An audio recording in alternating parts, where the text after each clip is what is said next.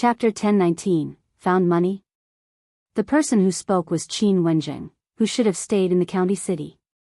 Shao Qingyuan frowned and said, "It should be someone who knew me in the past. I don't remember him." The prefecture magistrate waved his hand. "I've already sent someone to investigate. Do you think he's the person who will sabotage the cowpox vaccination?" "It doesn't seem like it." Qin Wenjing lowered his eyes and pondered. If someone really wanted to cause trouble during this vaccination, they shouldn't have found such a person. He looks a little like a fool. Shao Qingyuan agreed with this. "It's not him, but after shopkeeper Pan's commotion, I realized that someone's behavior is very strange." "Who is it?" Qin Wenjing asked anxiously. The vaccination this time was too big. It was very likely that someone would make a big fuss. Especially in the Xuanhe Prefecture and Fengkai County. Qin Wenjing had stayed in Fengkai County for a few years with the Emperor's secret mission. It could be seen that Fengkai County was hiding a huge secret. Unfortunately, although they had already found out about the Tao father and son, the Tao father and son were not important figures. Qin Wenjing had to find out all the ferocious beasts hidden in the county prefectural city. Therefore, this time, other than asking Shao Qingyuan to tell Qin Wenjing about the cowpox vaccination mission, the emperor also gave him a secret decree to pay attention to the person who secretly attacked him. Even though Shao Qingyuan and Gu Yundong did not want to participate in these things, but, ever since Gu Yundong handed the cowpox vaccination method to Qin Wenjing, many things were no longer under their control. Could Shao Qingyuan refuse to help the emperor? No. Therefore, even though Gu Yundong and Shao Qingyuan did not want to be involved in these matters, they had no choice. The only thing they could do now was to resolve the matter as soon as possible so that they could live their lives comfortably. There was a short man who was about 20 years old. He was very strange, Shao Qingyuan said. At that time, shopkeeper Pan bumped into him.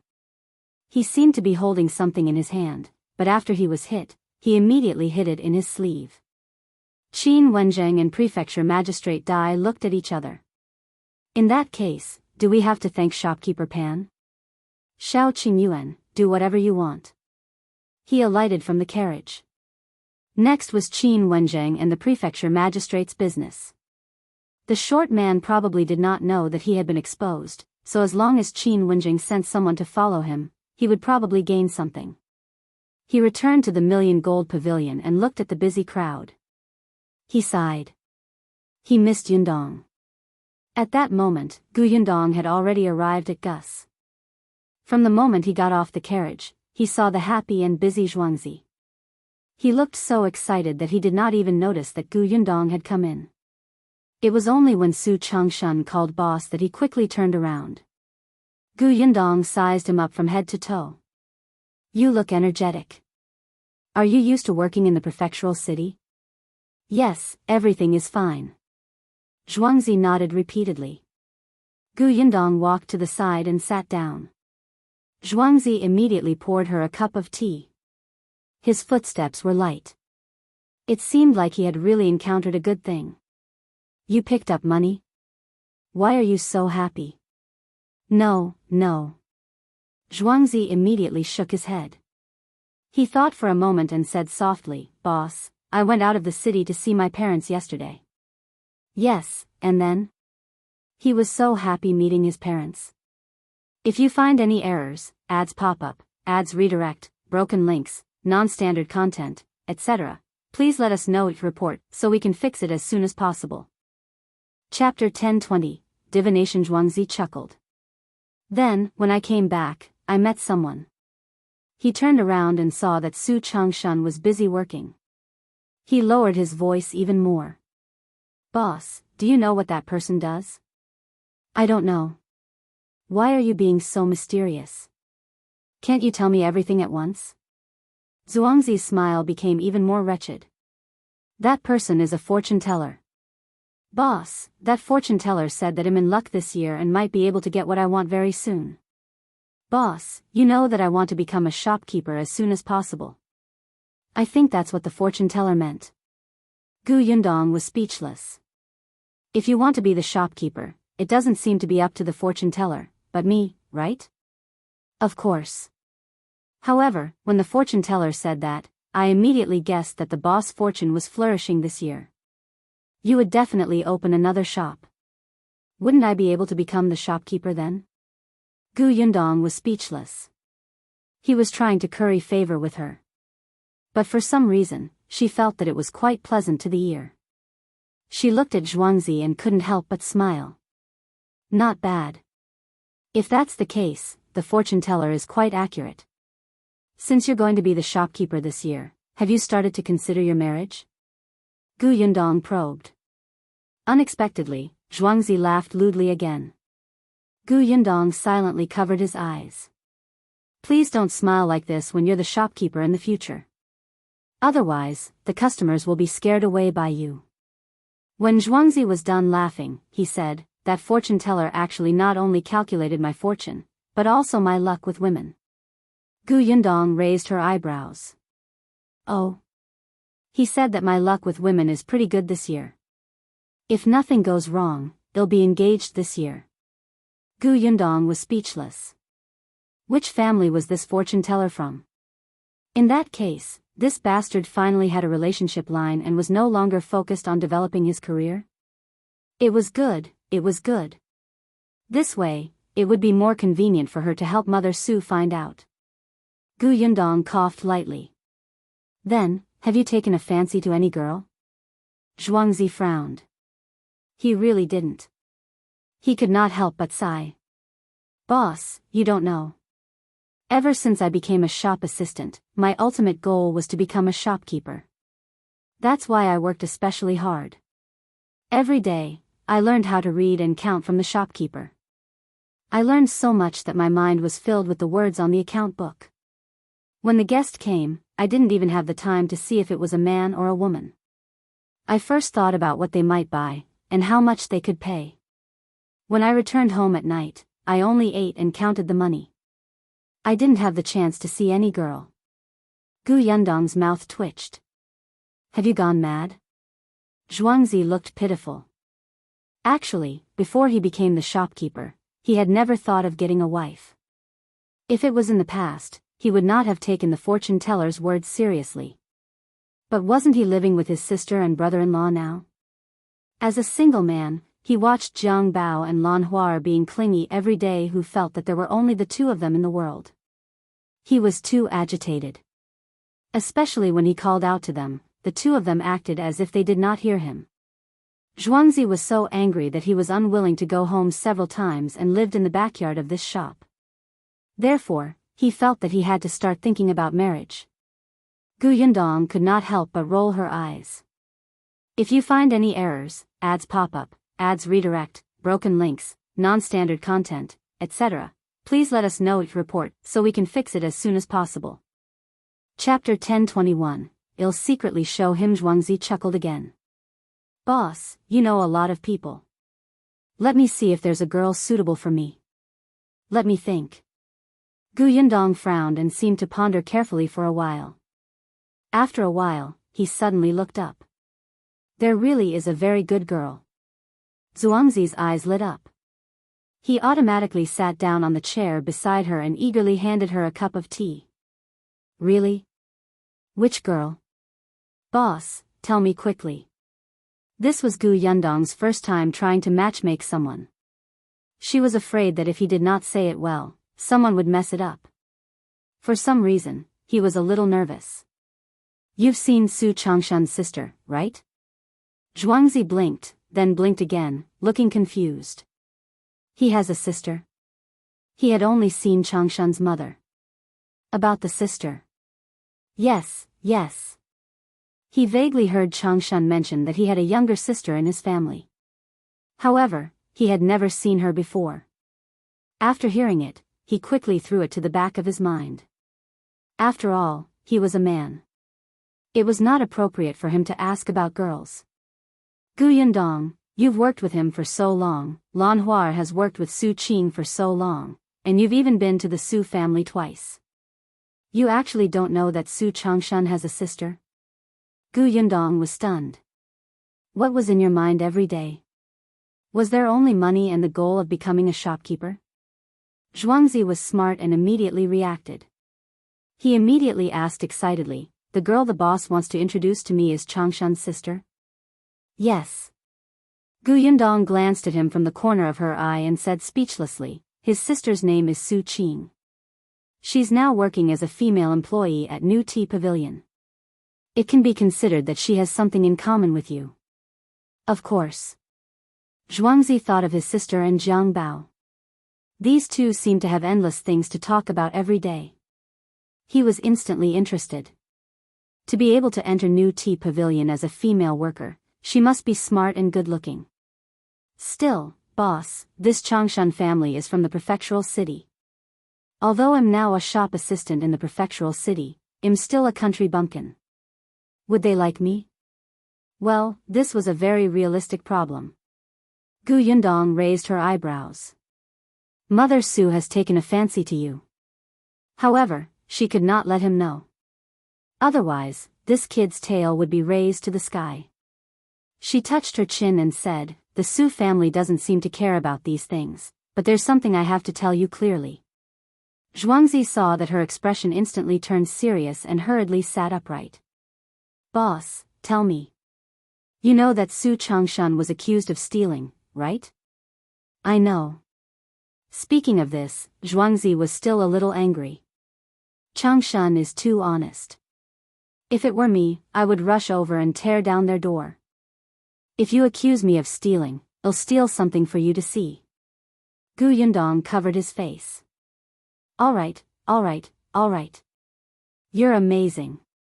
She continued, "Su Qing was once engaged, but that family cancelled the engagement because Su Changshan was a stealer.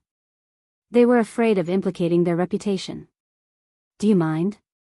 Zhuangzi didn't even think about it. "Why would I mind? It's clearly the other party's fault. Sister Su is lucky that she didn't marry into such a family. Otherwise, her life would be ruined." Yundong nodded in satisfaction.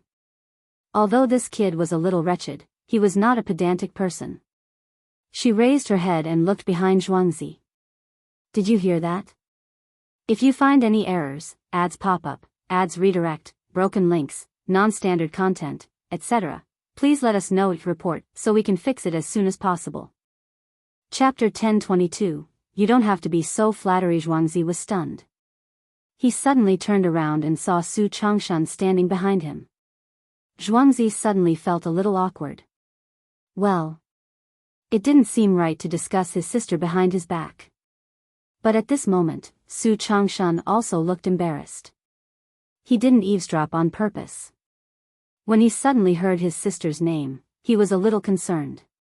Coincidentally, there were no customers in the shop at the moment, so he came over to see what was going on. Unexpectedly, just as he stood at the back, he heard Zhuangzi's words. For a moment, Su Changshan felt very complicated. However, she quickly realized that the boss was going to introduce Zhuangzi to his sister. He suddenly looked up at Yundong. "Boss, my sister, Su Qing has a good personality and is diligent. Zhuangzi is also smart and protective of his family. You've been with him for some time. What do you think?" Su Changshan felt that Zhuangzi was very loyal and had a good character. He was worth entrusting life to. In that case, it seemed like it was not a bad idea for his sister to marry him. Seeing that Su Changshan didn't say anything after thinking for a long time, Zhuangzi was a little anxious. He immediately put his arm around Su Changshan's shoulder and said, "Don't worry. I'm not good at anything else except being protective. Your sister will definitely not regret marrying me." Yundong held her forehead. "Wait a minute. Don't be hasty. It's not up to the two of you to decide on this matter. I think that at the very least, you have to meet Su Qing and both of you think that the other party is not bad. Only then can you sit down and talk about this marriage, right?" Su Qing still didn't know about this. It was useless for them to say anything. Zhuangzi hurriedly nodded. Yes. Boss, let's go over now." "Now?" The corners of Yundong's mouth twitched. She glanced at him. "Are you going to look at her dressed like this?" Zhuangzi looked down. He was wearing the uniform of the shop. He had just moved the goods, and his clothes were still a little dirty. It did not seem appropriate. If he went to see her like this, she might think that he was a sloppy person who did not like cleanliness. Then, I'll get Lan Huar to make me a new set of clothes later. I'll go in 2 days. Gu Yundong nodded and looked at Su Changshan. Go back and ask Su Qing what she thinks. He paused and added, tell her in front of your mother. I understand, boss. Gu Yundong glanced at Zhuangzi, who hurriedly said, my parents are fine. They said that as long as I'm willing, they'll come and propose marriage later. Gu Yundong did not say anything else. They agreed to meet the shop. At that time, Su Qing could take the opportunity to visit Su Changshan and talk to Zhuangzi. If both parties were satisfied, Gu Yundong would not have anything to do after that. Gu Yundong heaved a sigh of relief. Indeed, it was too difficult to be a matchmaker. She stood up. All right, continue working. I'll go to the pharmacy to take a look. Zhuangzi hurriedly sent her out. Boss, take care. Be careful of these steps. Don't splash water on the ground. Gu Yundong was speechless. She shook her body violently. Did he have to be so obsequious? Tong Shuitao could not take it anymore. She quickened her pace and followed Gu Yundong. The pharmacy was not far away. The two of them turned 2 alleys and arrived. As soon as she entered, Jiang Bao happened to be standing behind the counter, pounding the medicine carefully. As for Ah Zhu, he was tidying up the medicine cabinet. If you find any errors, ads pop up, ads redirect, broken links, non-standard content, etc., please let us know each report so we can fix it as soon as possible. Chapter 1023, Name change. The two of them stopped when they saw Gu Yundong enter. Miss, why are you here? Gu Yundong was about to speak when she saw Ah Go and Ah Shu walk out of the backyard. Ah Mao was not around and was at the Million Gold Pavilion with Shao Qingyuan. Dr. Xiong wasn't around either. A medical fanatic like him was naturally the most passionate about learning cowpox vaccination. Therefore, at this moment, he was among the hundreds of doctors who were vaccinating people. However, when he was not around, the business of the pharmacy was exceptionally good. It was probably because the vaccination was about to take place in the entire city. There were still some people who were not at ease and secretly came to the medicine shop to buy medicine. If the vaccination failed, at least there would be a way out, right? Therefore, when Dr. Xiong was not around, Go and Ah Shu came to help. Miss, are you looking for us? Why don't you go to the backyard and rest first? No, thank you. Gu Yundong shook her head. I'm just looking for Ah. She stopped mid-sentence. She recalled how Shao Yuan's father had addressed the guy. Dr. Pig? She suddenly couldn't call Ah Zhu's name. She paused and could only point at him, who was coming down the wooden ladder after closing the medicine cabinet. She said, come down first. I have something to ask you. Ah Zhu was confused and hurriedly walked over. What's the matter? Gu Yundong glanced at Ah Go and Ah Shu again and asked with a frown, what were your original names? The three of them looked at each other. Miss, why are you suddenly asking this? I'm just thinking that you're not young anymore. In 2 to 3 years, you'll have to get married. In the future, when you walk around outside, you can't let people continue to call you Ah Zhu, Ah Go, Ah Shu, and Ah Mao. People will think that they've entered the zoo. Why don't you change to your previous names? The three of them were stunned and paused, but they fell silent. Gu Yundong was a little surprised. Of course, it's okay if you don't want to change. I'm just making a suggestion. No, miss, it's not that we don't want to change. It's just that, Ah Zhu hesitated for a moment before denying softly. Jiang Bao listened from the side and immediately said, I think it's good to change your names. 2 days ago, there were customers who came in to buy medicine. They directly called Ah Zhu Mr. Pig. Gu Yundong was speechless. It turned out that Shao Yuan's father was not the only one who called him Dr. Pig. Ah Zhu glared at Zhang Bao, who raised his eyebrows smugly. After a long time, Shu, who was the oldest among the three, said, "Miss, we actually want to change our names, but we don't want to change back to our previous names. If possible, can you tell the boss to let us have the surname Shao?" "Why?" Yundong was surprised. Ah Shu smiled bitterly and said, "We're all orphans without parents. When the four of us lived together, we agreed to be brothers and relatives. That's why we randomly named Ah Mao, Ah Shu, Ah Zhu, and Ah Go. We felt that this was more intimate, as if we were a family. If we switched to our original names with different surnames, we would feel that we had become orphans again." Yundong was shocked. She did not expect them to think that way.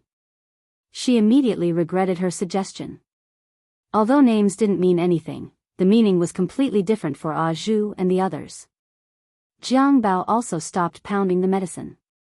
His expression became more serious and he did not speak anymore. Yundong opened her mouth and was about to say that it was fine when she heard Ah Go speak in embarrassment. "If you find any errors, ads pop up, ads redirect, broken links, non-standard content, etc., please let us know each report so we can fix it as soon as possible." Chapter 1024, I want to be surnamed Shao, Miss. Actually, we're following Young Master now. Young Master treats us as his family. Previously, we've also thought about whether we can follow Young Master's surname. We're just afraid that we'll climb up Young Master's social ladder. They used to have parents and brothers, and they even had a good relationship. However, ever since their parents were gone, it was as if they were the only ones left in the world. What family, clansmen, and friends? Other than hitting them when they were down, who had reached out to them? The four of them only had each other. They were each other's family and friends. It was only when they met Shao Qingyuan and Yundong that they gradually felt a sense of belonging. However, they had never thought of changing back to their original names. They even vaguely rejected it. Yundong understood and immediately smiled. "What does it matter? I'll make the decision. Your surname will be Shao. However, you can think about your names yourself. We'll confirm it later when Brother Shao is free." The three of them were instantly happy. There was a hint of excitement on their faces. "Really?" "Yes." Yundong nodded heavily. Actually, before Shao Qingyuan met her, wasn't he also alone? This was quite good. Zhang Bao was also happy for them. Seeing that the atmosphere was good, he immediately waved his hand and said, "I'm here to give you names. Let me tell you, my name was changed by myself when I was 10 years old. It sounds good, right?" The three of them were speechless. No, they refused. Seeing that the matter was settled, Yundong began to talk about serious matters. "I came here today to look for Ah Zhu. I want him to go to Xingtao Street to help Shao Yuan and the others get vaccinated first." Ah Zhu was immediately interested. "Sure, no problem. I'm better at vaccinating than those doctors from the Million Gold Pavilion today. I'll go now." After saying that, he turned around and ran into the house to get his first aid kit. Yundong was afraid that Shao Yuan's family was not familiar with them, so he asked Tong Shui Tao to accompany them. She went back to the small courtyard first. 2 days later, Zhuangzi went to the shop in a neat set of new clothes. At noon, Su Qing came to deliver food to Su Changshan before the two of them met. Yundong did not know what exactly they had talked about, but the next day, Zhuangzi ran to his parents and went to the Su family to propose marriage. Yundong was invited as a witness. Zhuangzi and Su Qing's marriage was decided in just a few days. The cowpox vaccination in the Million Gold Pavilion was also in full swing. The news of shopkeeper Pan's commotion that day still spread. Many people knew that the imperial physician sent by the capital was from Fengkai County. However, they were not sure if it was true or not. At this moment, a new title was hung outside the door of Fortune Tea House. Everyone pointed at the title and discussed animatedly. Some people couldn't wait to ask the boss for an answer. The news of cowpox vaccination had already spread throughout the prefectural city. almost everyone knew about it. Therefore, there were twice as many customers in Fortune Tea House as last time. Shao Qingyuan hadn't returned for a few days. The Million Gold Pavilion had a place for him to stay in. Those who had finished receiving the vaccination couldn't leave for the time being. They had to stay in the Million Gold Pavilion for a few days. As an attending physician, Shao Qingyuan naturally had to deal with unexpected situations at any time. Fortunately, Shao Qingyuan had seen the traces of the person who wanted to cause trouble that day. Now that Qin Wenjing had found out, the subsequent vaccinations were very peaceful. However, on this day, 7 or 8 people suddenly came to look for Gu Yundong outside the city. If you find any errors, ads pop up, ads redirect, broken links, non-standard content, etc., please let us know each report so we can fix it as soon as possible. Chapter 1025. Various versions of rumors. Just as the Gu family was about to eat dinner, there was a knock on the door of the small courtyard. Lu Sheng was busy. Gu Dafeng went to open the door and was stunned when she saw the people outside. Why are you here? When Gu Yundong heard the sound, she quickly got up and walked out. She was also surprised to see the person at the door. Uncle Chen? It was the village chief of Yongfu village, Chen Liang. Behind him were the other villagers. There were men and women. Including Chen Liang, there were a total of 8 people. Coupled with Chen Jinbao, who had brought them here, the front of the courtyard was filled with people. The group of people looked travel-worn. Gu Yundong quickly stepped aside. Have you just arrived at the prefectural city? Come in first. We can talk later. Chen Liang wiped his face. All right, sorry to disturb you. Gu Yundong led the group into the central room. Gu Dajiang also came out and poured them sugar water. The group of people took a big sip. Their entire bodies were warm before they slowly exhaled. After catching his breath, Chen Liang said, Brother Gu, Yundong, we didn't mean to disturb you at this time. There are really some things that we're very anxious about and we want to clarify. Gu Yundong and Gu Dajiang looked at each other. Just ask. We heard that the capital has already found a way to resolve the smallpox. Now, the imperial physician is doing vaccination for everyone in the prefectural city. What kind of vaccination is that? Also, the imperial physician isn't going to the county city, right? Gu Yundong was stunned. She did not expect them to ask about this. Before she could answer, another villager beside her asked impatiently, That's right, Yundong. The imperial physician only treats people in the prefectural city and doesn't care about the county city? Wouldn't our village have even less chances? Now, the entire Fengkai County knows about this. They said that the vaccination will end in 3 months. That won't do. If they don't care about us in 3 months, won't we only be waiting for death? Why won't they vaccinate us? We heard that we have to go to the government office to register first, but we've asked. The number of people registered in the government office has long exceeded 3 months. We don't have a share at all. As soon as Chen Liang spoke, the people behind started talking at once. Among the people who came this time, other than Chen Liang, there was also the 6th grandfather's grandson, as well as those who had a good reputation in the village and could speak. The few women were also smart and capable. It seemed that everyone attached great importance to this vaccination. However, as the news spread, there were all kinds of versions. Clearly, everyone only knew a little. There was nothing they could do about it. Although the storyteller in the county city had explained the matter clearly, not everyone would go to the tea houses to listen. This caused everyone to hear different parts of the story. Still, Gu Yundong could not help but look at Chen Jinbao. Chen Jinbao was going back and forth between the prefectural city and Yongfu village to deliver goods. He should know about the prefectural city. Why did he not explain it clearly? Chen Jinbao touched his nose and laughed dryly. He didn't know how to explain. On the other hand, Chen Liang glared at him and said to Gu Yundong, We thought that this kid had stayed in the prefectural city for a long time and should know clearly, but we didn't expect him to know nothing. Or maybe, he's simply muddle-headed and is becoming more and more unclear. I was afraid that he would delay the matter, so I went to the prefectural city to ask around. However, he was unfamiliar with the prefectural city. When he arrived, he subconsciously came to look for the Gu family. If you find any errors, ads pop up, ads redirect, broken links, non-standard content, etc., please let us know it report so we can fix it as soon as possible. Chapter 1026. It'll bring you to listen to stories. Chen Jinbao's side secretly. It wasn't that he couldn't explain it clearly, but there were some things that he couldn't say. He knew about the cowpox vaccination method, but what shocked him was that Shao Qingyuan was actually the imperial physician from the capital. He could not tell his parents about this at all.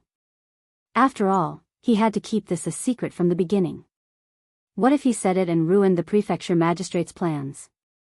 Therefore, when Liang asked, he only said that everyone in Yongfu village would be vaccinated and told him not to worry. When Liang asked him why he was so sure, Chen Jinbao couldn't tell him the reason. After a few times, Liang did not believe him and insisted on coming over personally to take a look. He was a responsible village chief. It didn't matter if he didn't get the vaccination, but there were so many people in the village. He was the village chief. Who would stand up for such a big matter if he didn't? He had to learn everything. Gu Dajiang was very emotional when he heard that. He patted his shoulder and said, "Don't worry, it's not as serious as you think. The method to prevent smallpox is true, and the emperor sent people to the prefectural city to inoculate people. However, it's definitely not just the prefectural city. The county cities, towns, and villages won't fall behind." Chen Liang's eyes lit up. "Really?" Gu Yundong replied, "Of course it's true. If Uncle Chen doesn't believe me, there's a very popular storytelling show tomorrow at Fortune Tea House.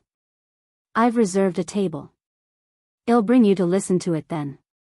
How about that?" Chen Liang was stunned and quickly shook his head. "How can I have the mood to listen to other people's stories at a time like this?" The others present were interested.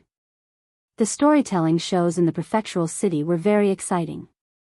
It was rare for them to come, so they had to take a look and listen. They originally wanted to find out more and buy something to bring back before telling others about the flourishing scenery in the prefectural city. However, after hearing Chen Liang's words, they could only lower their heads in disappointment and not express their opinions. Gu Yundong smiled and said, "Uncle Chen, don't be in a hurry to refuse. Didn't you say that you don't understand the cowpox vaccination method or if Yongfu village will be included? Go and listen tomorrow and you'll understand everything." "Is that so?" He could understand just because he heard about it. He couldn't help but look at Gu Dajiang, who nodded. "Listen to Yundong." "That's right." His unfathomable look calmed Chen Liang down a little. He knew that Yundong was much more reliable than his son. That's fine." Chen Liang stood up. "Sorry to disturb you today." "Well, leave first. I'll go with you to Fortune Tea House tomorrow." Gu Yundong hurriedly asked, "It's already so late. You haven't eaten yet, right? I'll get the kitchen to prepare a few more dishes. You can leave after eating. We've already brought some dry food. We've already eaten on the way. There's no need to trouble you. Go ahead and do your work. There's no need to send us off."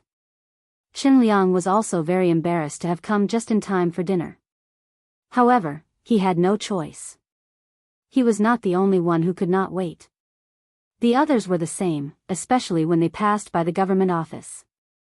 They realized that there were many people waiting outside in the middle of the night. "Then where are you staying at night?" Gu Dajiang asked. Chen Liang said, "When we entered the city, we happened to meet Feng Danning and asked him to help book 2 large bunks in the inn. There's a place to stay." Feng Danning's business was very good now. When he came to the prefectural city last year, he also brought his wife and children over. Now that he had rented a small courtyard in the prefectural city, his days were getting better.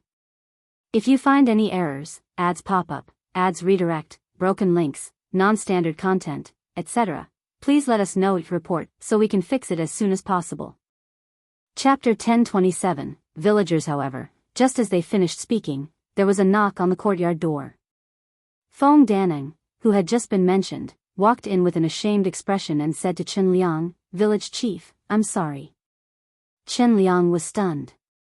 "What's wrong?" "The large bunks are all gone." He asked many inns, but they all said that there were no more rooms. Not only were there no more large bunks, but there were also no more upper rooms or ordinary rooms. Chen Liang was surprised. There's no room in such a huge prefectural city. This was not the time of famine. Why? Yundong had thought of it just now, but before she could say anything, Feng Danning returned. Looking at the anxious expressions of Chen Liang and the others, she said, "The prefectural city is currently doing cowpox vaccination, so many commoners came after hearing the news. Not only are there no more large bunks, but I'm afraid many of the courtyards that can be rented out are also gone." This was inevitable.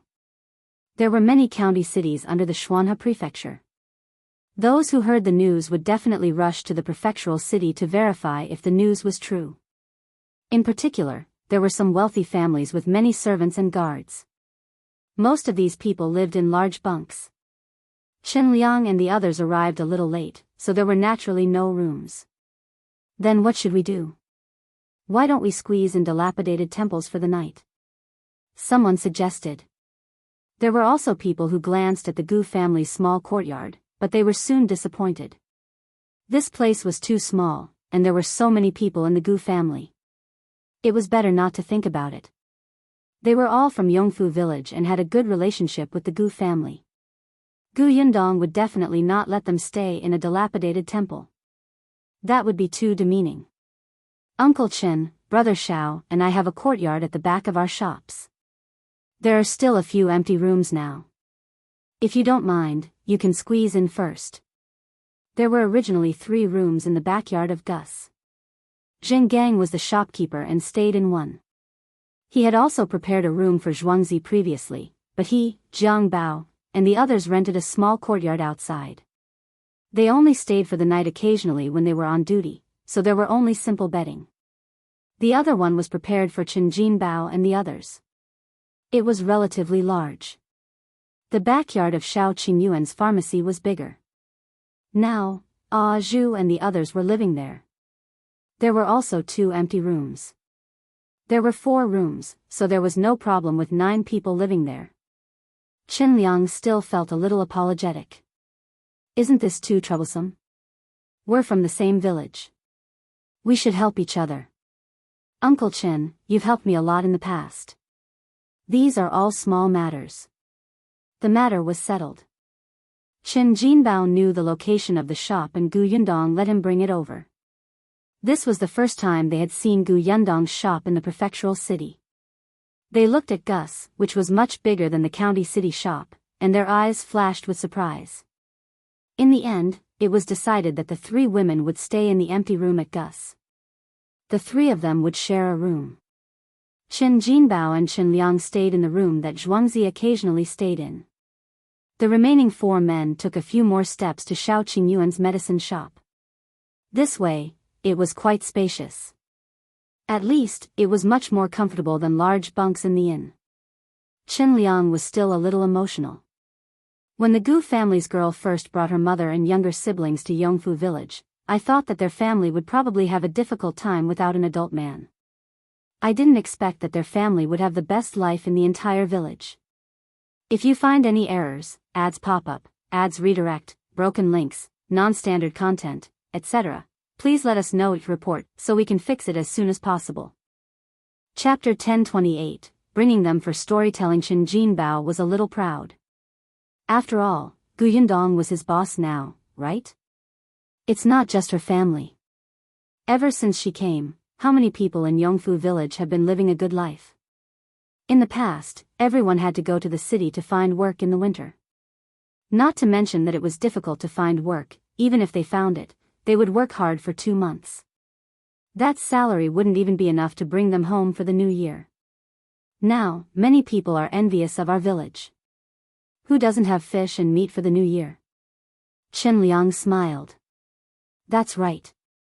If it wasn't for the Gu family, we would probably have to squeeze in the dilapidated temple for the night if we came to the prefectural city now. Perhaps there wouldn't even be a place for them to stay. The father and son chatted for a while before resting. The people in the other rooms were also talking about the Gu family. This was their first time in the prefectural city. Although they had the village chief Chen Liang and Chen Jinbao to lead them, they were still extremely nervous. It was only when they entered the small courtyard and saw the Gu family that they felt at ease. Now, in this unfamiliar place, there was a comfortable place to rest. It was better than anything to be able to sleep peacefully. The Gu family, on the other hand, was still the same. They rested early after dinner. The next day, Gu Yundong brought Madame Yang and Yinka out. The marks on the little girl's body were gone. These days, she had been staying in her room and had not even gone out of the courtyard. She was bored to death. Gu Yundong wanted to take her out to relax and listen to some books. Gu Dajiang was going to the academy, Gu Dafeng was going to the market, and Bian Han was going to carve, so only the three of them and Tong Shuitao went out. The group of them went to Gus first. When they arrived, the others were already there. At this moment, they were about to help organize the goods when Zhuangzi chased them to the backyard. We're already familiar with the job. We won't find the goods if you guys are moving them around. Go to the backyard and rest. Don't stay here and get in the way. The shop is only so big. There are so many of you. Chen Liang patted him. You brat. However, he still brought his people to the backyard. Gu Yundong went straight to the backyard to look for them. Seeing that they could not stay idle and were helping to clean the backyard and wipe the tables, he could not help but laugh. Uncle Chen, have you eaten breakfast? They've all eaten. Jinbao said that there's a bun shop over there. We each bought 2 big buns. There's quite a lot of stuffing, but it's expensive. It costs 2 copper coins each. In our county city, it only costs 1 copper coin. Although the prefectural city was good, big, and prosperous, people without savings really could not live here. Everything was expensive. Seeing that it was about time, Gu Yundong said to them, let's go then. It's about time to go over now. The few of them immediately stood up. Some of them even looked at their clothes carefully and were relieved to see that they were not wrinkled. Fortune Tea House was still some distance away from Gus. When they arrived, they realized that the entire tea house was filled with people. Even the entrance was crowded. They could not pass through. Oh my God, the business of this tea house is too good. There are so many customers. A woman surnamed Wan behind Chen Liang looked at the scene in front of her and spoke in shock.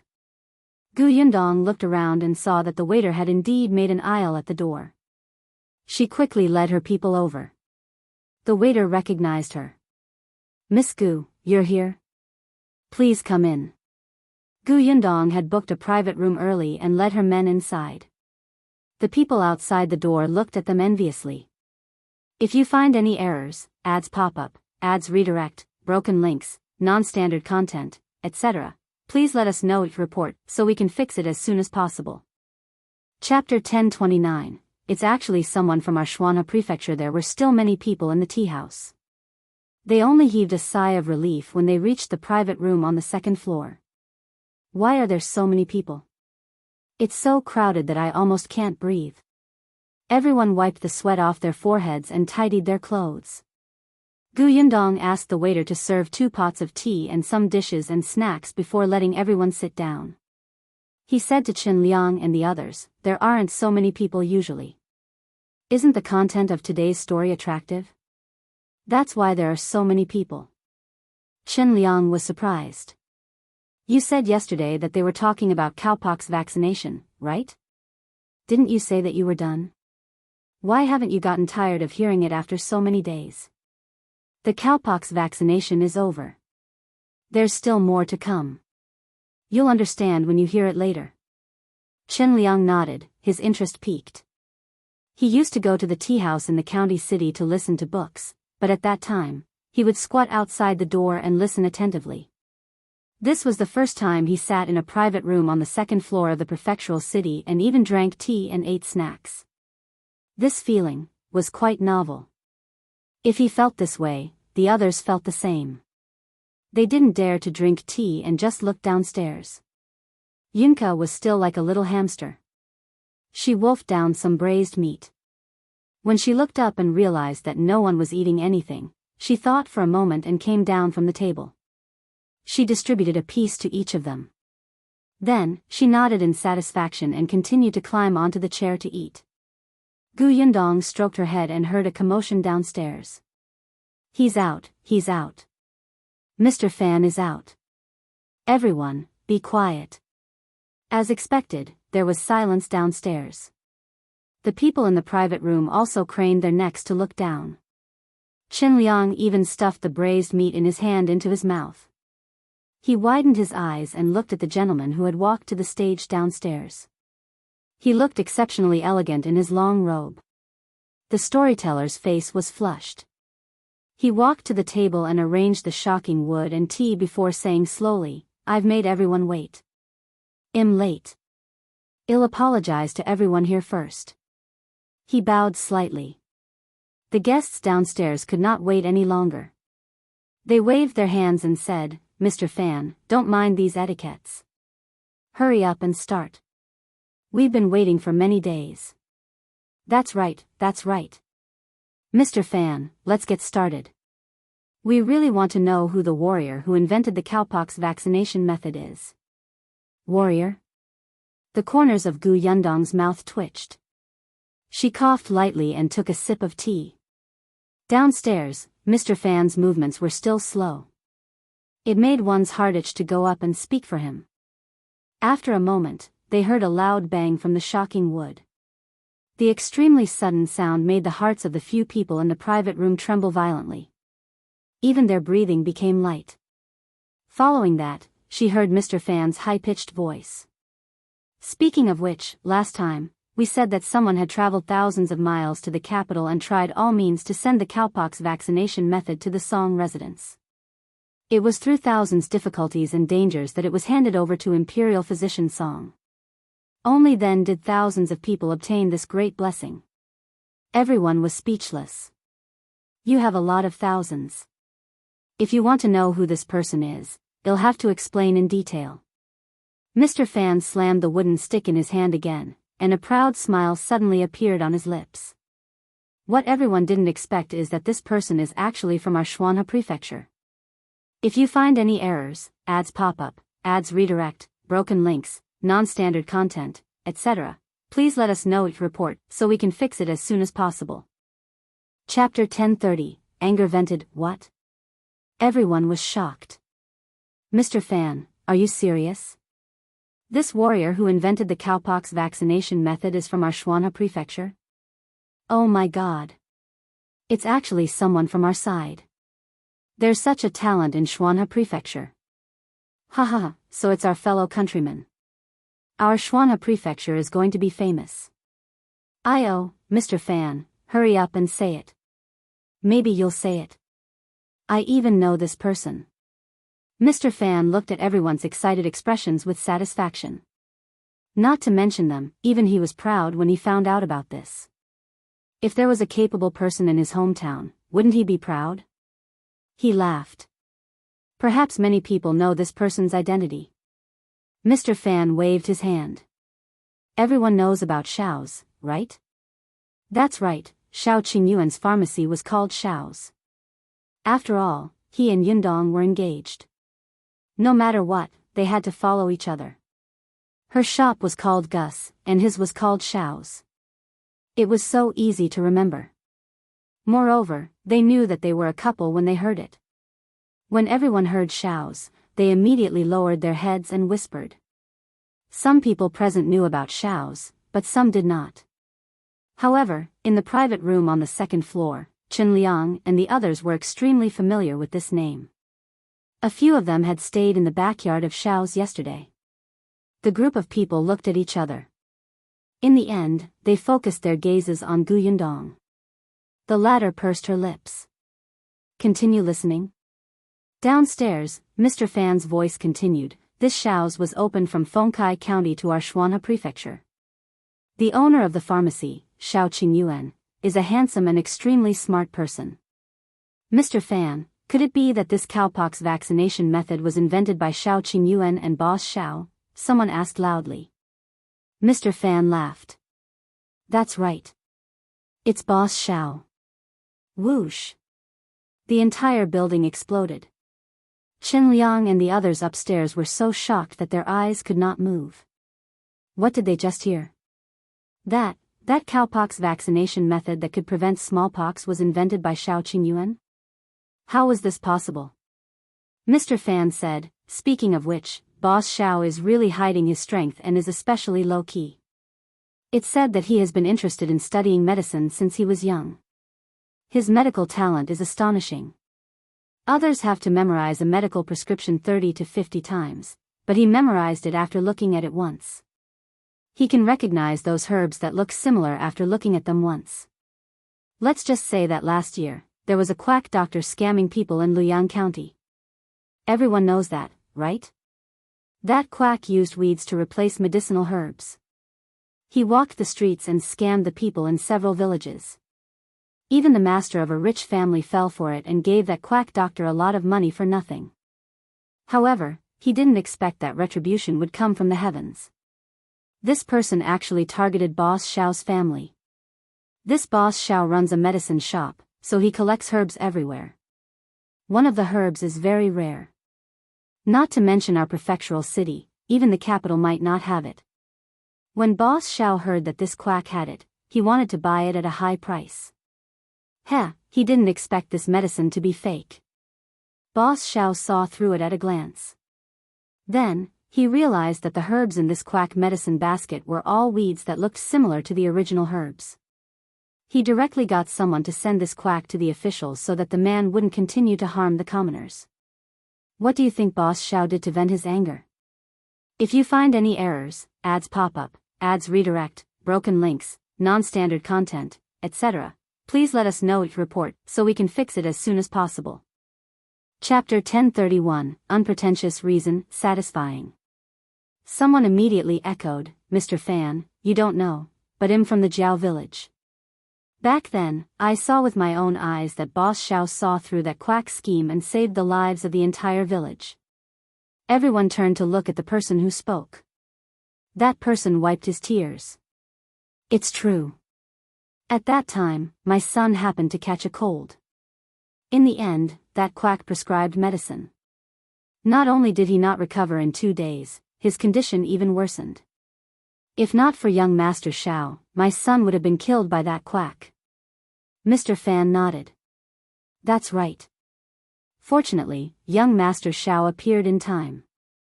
Everyone instantly had a good impression of Shao Qingyuan. I didn't expect the owner of this Shao's to be so powerful. I've seen this Boss Shao before. He's very young.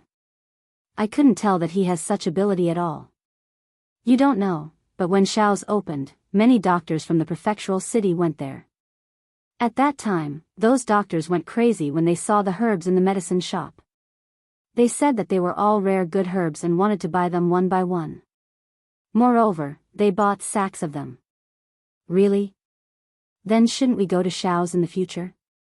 Anyway, if I can't find the herbs in the future, I'll go to Shao's to take a look. Yundong, who was upstairs, had sharp ears. She vaguely heard some words and immediately smiled in satisfaction. How powerful was this advertisement? In the future, Brother Shao would not have to worry about business in his shop at all. Mr. Fan also looked satisfied. He took a sip of water and continued, young Master Shao is a low-key person. He never said anything even after doing such a good thing. He quietly opened a pharmacy and bought herbs. Someone asked him why he opened 2 pharmaceutical shops instead of being a doctor since he's so talented in medicine. Guess how young Master Shao replied? How did he reply? How would they know? However, since Mr. Fan wanted interaction, they would reluctantly cooperate. Someone guessed, did Boss Shao say that he's young and is afraid that everyone won't believe that his medical skills are good? I think Boss Shao must have said that he likes to solve difficult illnesses. Those minor illnesses and pains are too simple. He wants to solve those difficult illnesses that can't be solved for more than 1,000 years, such as this method to prevent smallpox, right? Everyone felt that what this person said made sense. After all, Geniuses like to challenge those with difficulty. The corners of Mr. Fan's mouth couldn't help but twitch. Boss Shao wasn't as noble as you made him out to be. He shook his head and said, "No, no. Boss Shao said that he wants to earn money. He likes silver, so he wants to open a pharmacy and earn big money." Was it actually such an unpretentious and refreshing reason? Wasn't it a little vulgar? Upstairs, Yundong secretly snorted. Of course, it had to be more vulgar. Otherwise, what if you think that my brother Shao is a compassionate and soft-hearted person? What if you all come to buy medicine without giving him money? Wouldn't brother Shao suffer a huge loss if they were to use moral blackmail? Previously, when someone heard Mr. Fan say that Boss Shao had exposed the quack doctor, they felt that he was a great benevolent person. They thought that if they didn't have money, they could go to his pharmacy and cry for medicine. Now that Mr. Fan had said this reason, someone sighed in disappointment, but someone asked loudly, "Mr. Fan, since Boss Shao doesn't like to be a doctor, why did he develop the cowpox vaccination method?" If you find any errors, ads pop up, ads redirect, broken links, non-standard content, etc., please let us know each report so we can fix it as soon as possible. Chapter 1032, Another Good News, Good Question. Mr. Fan was shocked. It's definitely not a coincidence that Boss Shao developed this medical prescription. This Boss Shao has a subordinate. This subordinate has a particularly pitiful background. Initially, Boss Shao didn't know about it. He accidentally heard him mention it and found out that this person's family had all died of smallpox. That was why this subordinate was alone and drifted around until he met Boss Shao. Boss Shao had been with this subordinate for a long time, so they were like brothers. After knowing his background, he began to pay attention to smallpox. He thought that if there was a way to prevent this illness, no one would be as lonely and desolate as his subordinate from a young age in the future. He thought while he was eating, sleeping, or walking. In the end, he had a flash of inspiration. If people could get smallpox, what about animals? Pigs, cows, and sheep. What would happen if they were infected with smallpox? At that time, Boss Shao ran to the farm in the suburbs. He went to see the cows first and realized that cows would get cowpox. The men who had been raising cows would also get cowpox. The problem was that those who had been infected with cowpox no longer had smallpox. Don't you think this is rare? It turns out that those who had cowpox wouldn't have smallpox anymore. Boss Shao was extremely happy. This was a very important discovery. If it's true, wasn't this a way to prevent smallpox? However, Boss Shao was still worried. He's afraid that only the cows in our Xuanhe Prefecture had this effect. What if the cows in other places don't? In order to ensure that nothing went wrong, he went to Qingyuan Prefecture, Yongning Prefecture, Wanqing Prefecture, and other prefectural cities. The results confirmed that all the situations were the same. But that wasn't enough. If it hadn't been tested on human beings, then he couldn't be sure. At this moment, that subordinate of his volunteered to experiment on himself. Boss Shao didn't agree. What if something happened? In the end, this subordinate actually contracted the cowpox himself. Wow, the people below exclaimed. They did not expect this subordinate to have such courage. If it were them, they would definitely not dare to use such an unverified medical method. If they were not careful, they would even lose their lives. Mr. Fan wiped the corners of his eyes. This is called karma. Boss Shao went to find a way to prevent smallpox because of this subordinate. This subordinate returned the favor and trusted Boss Shao so much. He was willing to take the risk. What a touching brotherhood. Yundong was speechless. Why was this last sentence so strange? It felt like something was wrong. Everyone nodded repeatedly when they heard that. It was really rare to have such a deep brotherhood. Someone asked loudly, "Is that subordinate all right?" Without waiting for Mr. Fan to answer, the person beside him replied, "He must be fine. Otherwise, why would Boss Shao send this medical prescription to the capital?" Mr. Fan nodded. Indeed, that subordinate was fine. Boss Shao felt that this medical prescription was too precious and too important to the world, so he didn't care about staying at home for the new year. He rushed to the capital and handed it over to the head of the Imperial Hospital, Dr. Song. Everyone's blood boiled when they heard that. Boss Shao is too awesome. I'm proud to have such a fellow countryman. He has made a great contribution. He has brought honor to our Xuanhe Prefecture. Awesome. Mr. Fan nodded. That's right. Boss Shao is admirable. Here, I have good news for everyone. If you find any errors, ads pop up, ads redirect, broken links, non-standard content, etc., please let us know each report so we can fix it as soon as possible. Chapter 1033, Trying to Cut the Line. Good news? Everyone craned their necks. The voices stopped, waiting for Mr. Fan to make the announcement. Some well-informed people had already guessed it. After all, someone had just said that the imperial physician in the million-gold pavilion was called Shao Qingyuan. In the past, he was just a poor boy in Fengkai County. Now that they thought about it, Shao Qingyuan was that imperial physician. As expected, Mr. Fan laughed and said, because Boss Shao is from our Xuanhe Prefecture, he's the one who was sent by the Emperor to the Xuanhe Prefecture to inoculate everyone. The person who's most familiar with cowpox vaccination is our Boss Shao. Back then, when the second prince was inoculated with cowpox, Boss Shao was present the entire time and did it himself. Wow, when the people below heard this, they were even more excited. Boss Shao was the one who taught the imperial physicians in the capital the cowpox vaccination method. Now that he had taught the doctors in the prefecture city the cowpox vaccination method, didn't that mean that these doctors were also very powerful? With this guarantee, what else was there to worry about? Someone suddenly thought of something and asked anxiously, since Boss Shao is from the Xuanhe Prefecture, in that case, he'll still be here in 3 months. We don't have to worry about him going to the capital? Many people heaved a sigh of relief when they heard this. Especially those who did not have time to go to the government office to register, their eyes were closed and their faces were filled with relief. Unexpectedly, Mr. Fan shook his head. Of course not. Boss Shao came here on the Emperor's orders. The other imperial physicians will stay for 3 months, and Boss Shao is no exception. Besides, the Xuanhe Prefecture's vaccination situation has to be reported to the capital. Boss Shao will still leave in 3 months. Everyone was instantly disappointed. Mr. Fan continued, besides, I just said that Boss Shao doesn't want to be a doctor. He still has to buy herbs everywhere. Why would he stay in the prefectural city for a long time? After a moment of silence, he changed the topic. Of course, everyone doesn't have to worry too much. Boss Shao will definitely teach the doctors in our prefecture city well. With him personally watching over them for 3 months, the doctors will definitely be very skilled. Although that was what he said, everyone still felt that it was best to finish the vaccination in the next 3 months.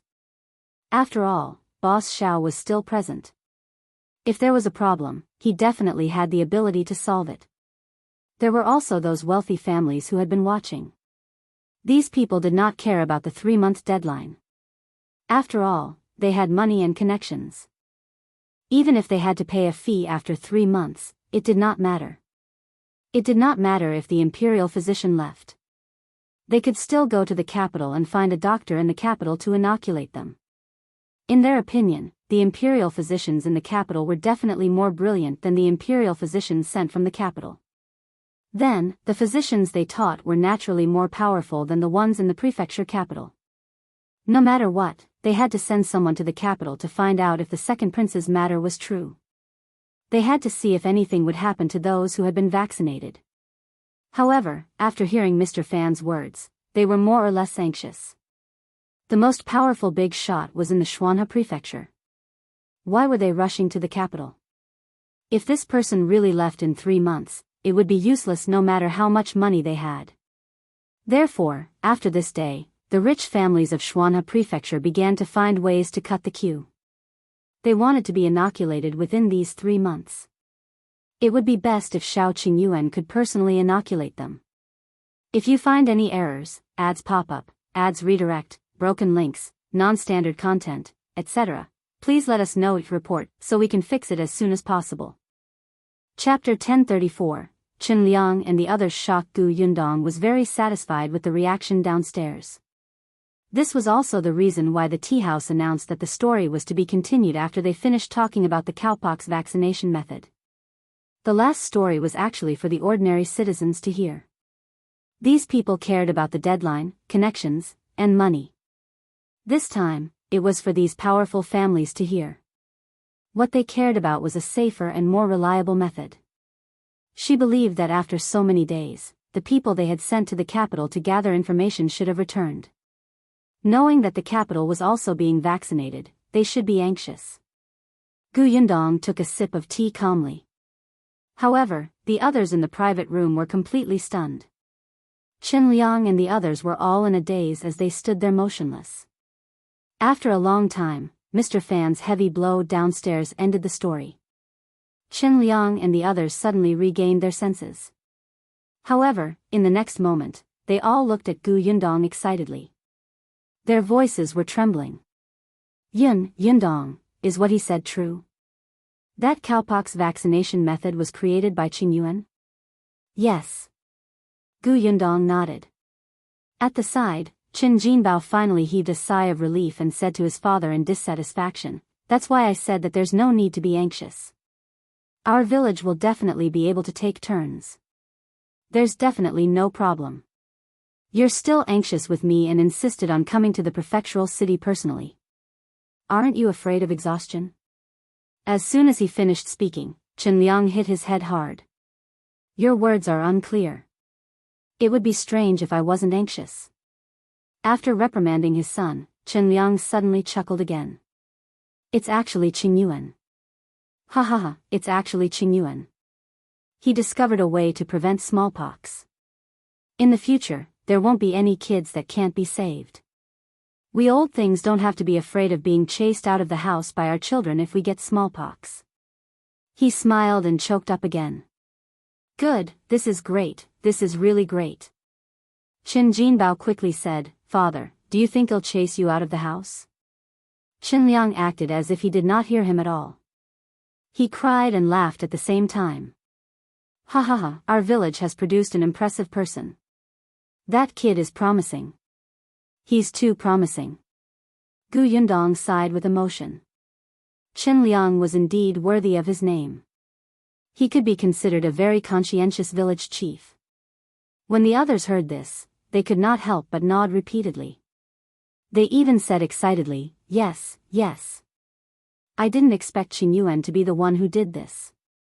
From now on, our village will be famous. Our village has long been famous. Didn't you see how many people from the surrounding villages came when the Gu family's workshop was recruiting? But now, it's even more famous." No wonder Qingyuan suddenly left before the new year. He was gone for a few months. So he went to the capital. "Hey, did you guys hear what the storyteller said just now? He said that Qingyuan personally vaccinated the second prince. In that case, he has seen the emperor and the prince, right? Right?" When everyone heard this, wasn't that so? The wolf cub whose parents didn't dote on him and didn't even have enough to eat had actually gone to the capital to see the emperor. How lucky was he, eh? Wait. Madame Wan suddenly said, "Well, Qingyuan lived so hard in the past and no one helped him. Everyone in the village called him a wolf cub. Then, will he still inoculate us? If you find any errors, ads pop up, ads redirect, broken links, non-standard content, etc., please let us know each report so we can fix it as soon as possible." Chapter 1035. The villagers regret. As soon as he said this, the private room instantly fell silent. Other than Chen Liang, everyone else lowered their heads slightly. That's right. They all knew how tough Shao Qingyuan's life had been back then. Because he was cold to everyone, anyone who offended him would not have a good ending. When he attacked, it did not matter if they were children or old people. Therefore, the entire village avoided him, especially as parents. They warned their children to stay away from him. Shao Qingyuan was not the kind of person who would repay evil with kindness.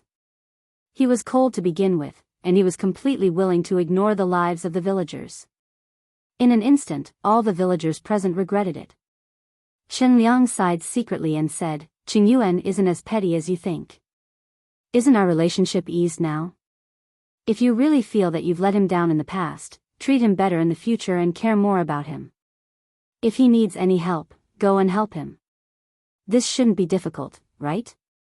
The others hurriedly shook their heads. "It's not difficult, it's not difficult. We've long stopped treating him as a wolf cub." Really? This was true. Ever since Shao Qingyuan was engaged to Yundong, he had become much more friendly. When the villagers called him on the way, he would reply. Moreover, after what happened at the Li family last time, everyone knew what kind of person old Master Li was. They felt more pitiful for Shao Qingyuan. Yundong also said, "Brother Shao is busy, so he definitely can't help everyone in the village get vaccinated. However, there are still Ah Zhu, Dr. Xiong, and the old doctor from the county. Isn't the Li family going to hold a wedding soon? Brother Shao and I will go back for a few days. When the time comes, we'll bring Ah Zhu and the others back to help everyone get vaccinated before returning to the prefecture." Most of the people in Yongfu village were actually quite good. Although there were some *T stirs, the cowpox vaccination was an order from the higher-ups. There was no need to cause more trouble. Hearing this, everyone heaved a sigh of relief. They didn't want Shao Qingyuan to do it himself. There were so many people in the village, and it was too much work. However, with him around, they could finally calm down. On the other hand, Chen Liang was a little surprised. "The Li family is holding a wedding. Are you going to participate?" The second branch of the Li family didn't seem to have a good relationship with Shao Qingyuan, right? Not only him, but the others also had strange expressions. Yundong nodded. "Yes, we're going to attend. The Li family invited us. Coincidentally, we're also going to perform cowpox vaccination on everybody, so we'll make a trip to the Li family."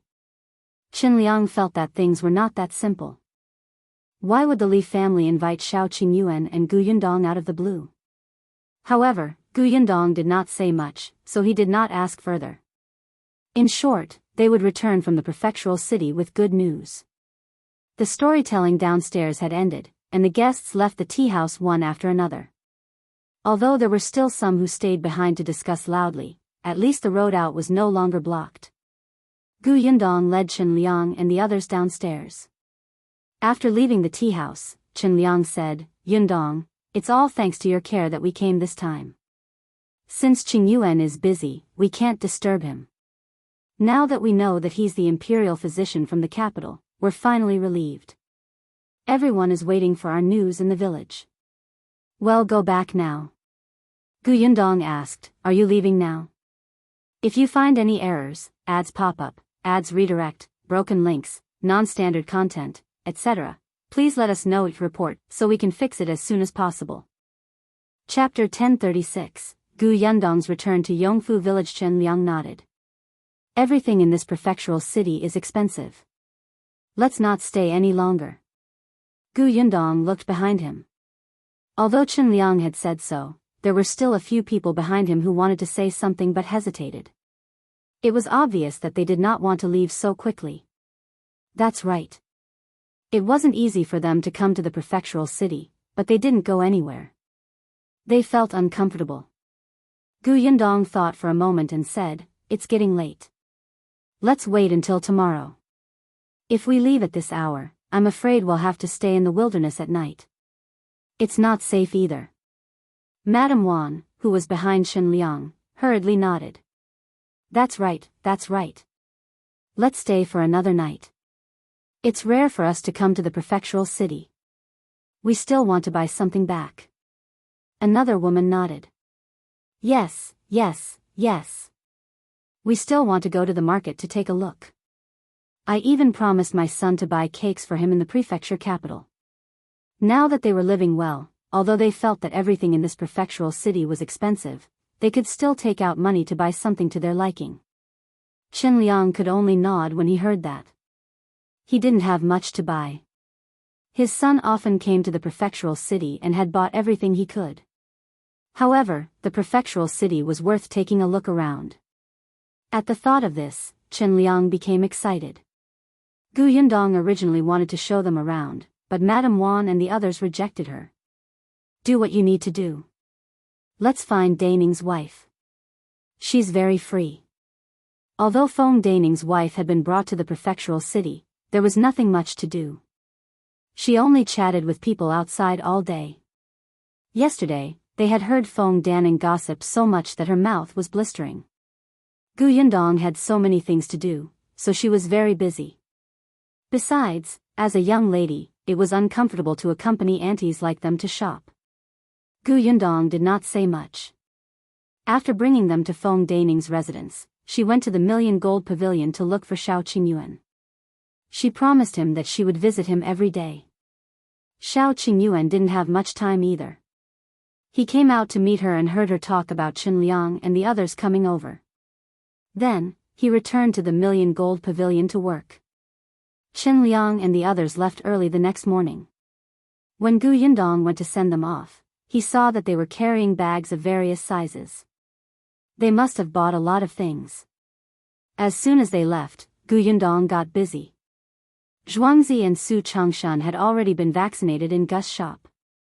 They would go home to rest for the next 2 days, so Yundong personally came to the shop to take charge. A few days later, Su Qing and the others also got Ah Zhu to inoculate them. She then went to New Tea Pavilion to help. There were clearly fewer guests in New Tea Pavilion these few days.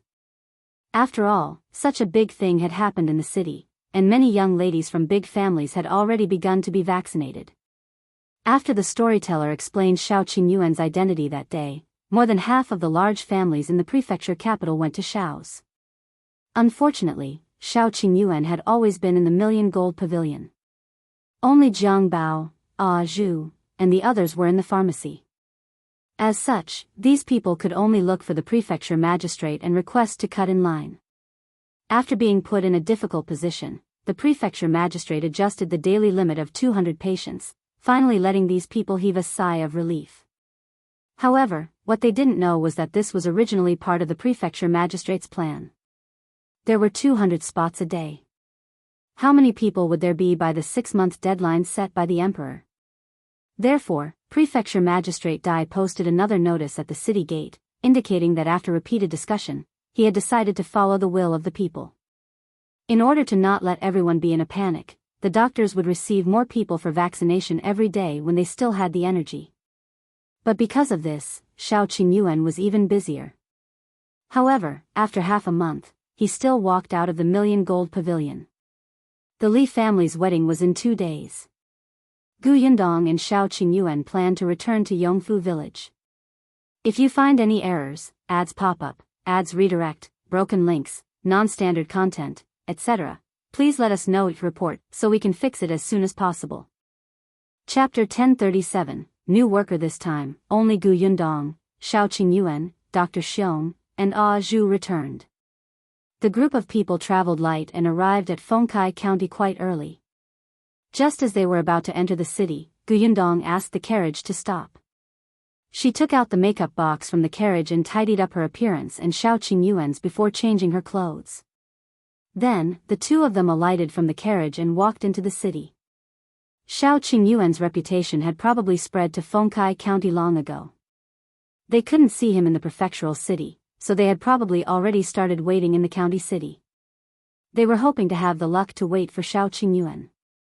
Fortunately, he rarely interacted with others, so most people did not know what he looked like. However, just in case, it was better to disguise himself. The two of them entered the city and planned to go to Shao's first. As expected, when they passed by the county office, they saw that the entrance was filled with many people.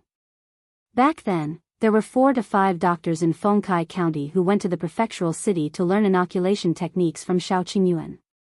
Later on, they inoculated people in the Million Gold Pavilion for more than 10 days. When they completely mastered it and were familiar with it, they returned to Fengkai County and inoculated the people in the county. Therefore, like the prefectural city, there were many people waiting outside every day. Gu Yundong and Shao Qingyuan looked at each other. Without delay, they went straight to the pharmacy. The old doctor was not around. He was also one of the people who had gone to the prefectural city to learn cowpox vaccination. After returning, he had been helping people with vaccination in the county office. Now, there was only one newly recruited worker in the shop. This shop assistant was called Liang Jianbao. He used to be a schoolboy in the medical center and knew some basic pharmacology. Later on, the medical center was run down by another medical center in the county city, so he lost his job. That was why he was recruited by Shao Qingyuan. He was diligent, but he was not as smart as Zhang Bao. He was simply honest and obedient. When Liang Jianbao saw them coming over, he quickly came out to welcome them.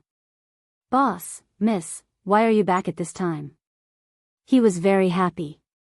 "Boss, you don't know, but now, everyone in the county is saying that you're the imperial physician who invented the cowpox vaccination method. Our shop has been doing especially well recently, and many people have come to inquire about you. But don't worry, boss. I didn't say anything." Shao Qingyuan nodded and gave him a piece of paper. "Catch all the medicine on it first. I want to take it away." Okay. Liang Jianbao quickly took the paper and grabbed a few large bags of herbs according to the prescription on it. When he was done, he quickly handed it to Shao Qingyuan. Shao Qingyuan took the medicine bag and left. Liang Jianbao took 2 steps forward. When he disappeared, he suddenly slapped his head. I forgot to pour a glass of water for the boss and the lady. Brother Zhang clearly taught me before, but I forgot." He was extremely vexed, but Gu Yundong and Shao Qingyuan had already left the county. Along the way, they understood the situation in the county. After leaving the city gate, the two of them boarded the carriage again. It was a little late when they arrived at Yongfu village. Compared to the county city, Yongfu village was surprisingly calm. There was no one at the entrance of the village. They took the main road and returned home almost unimpeded. At this moment, no one in Yongfu village knew that the Shao Qingyuan they were so proud of had returned. The next day was the wedding day of the second son of the Li family, Li Zhihu, and He Shou. Second brother Li and his wife woke up early in the morning with a lot on their minds. They looked at the door nervously and expectantly. "If you find any errors, ads pop up, ads redirect, broken links, non-standard content, etc., please let us know each report so we can fix it as soon as possible." Chapter 1038, Joyous event of the Li family. Li Dunzi and Madame Du were still not sure if Shao Qingyuan would return. After Madame Dong sent the letter, he did not reply to them. As for Chen Liang and the others, although they knew that Shao Qingyuan would return to the village in the next few days, they were not sure when. Moreover, on the way back, Chen Liang had warned the 7 people who had followed him to the prefecture capital that day to keep their mouths shut and not tell anyone that Shao Qingyuan had returned to attend second brother Li's wedding.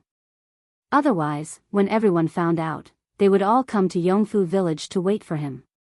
If those powerful people from the county took Shao Qingyuan away, Yongfu village would definitely not have a chance. Therefore, although Madame Wan and the others wanted to show off, they could only endure it when they heard Chen Liang's serious words. However, they knew that Shao Qingyuan was coming to attend Li Zihu's marriage, so they came to the Li family early in the morning. Li Dunzi and his wife were very surprised. They had invited many people from the village, but many people had said that they were not free back then. Why were there so many people now? Moreover, they were villagers who were popular in Yongfu village. When his son set off to fetch the bride, even the village chief came over. Li Dunzi hurriedly welcomed him in, while Madame Du continued to wait at the door. When the villagers saw that Chen Liang had actually come to attend second brother Li's wedding, they were all shocked. Some people were curious, so they brought a few eggs and vegetables to congratulate him. The Li family was especially lively for a moment, causing Li Dunzi and his wife to heave a sigh of relief. The bridal escort team returned very quickly. The Li family specially borrowed an ox cart to pick up the bride. He Shou sat on it with a red veil, but there was no joy on her face under the veil. Her back was sore from sitting all the way, and Lan Huar, who had just gotten married not long ago, was carried away by the big red sedan chair. Xiao still had a deep impression of that scene back then. Now that she was getting married, it was fine if she did not have a bridal sedan chair. But this ox was even an old ox. She did not know if it was because it was not feeling well. As she pooped along the way, she almost could not help but come down and walk on her own. Xiao was extremely depressed, but the ox cart had already arrived at the Li family. Li Jihu turned around and carried Xiao into the hall. Li Dunzi and Madame Dust's faces were filled with joy, but they were a little anxious.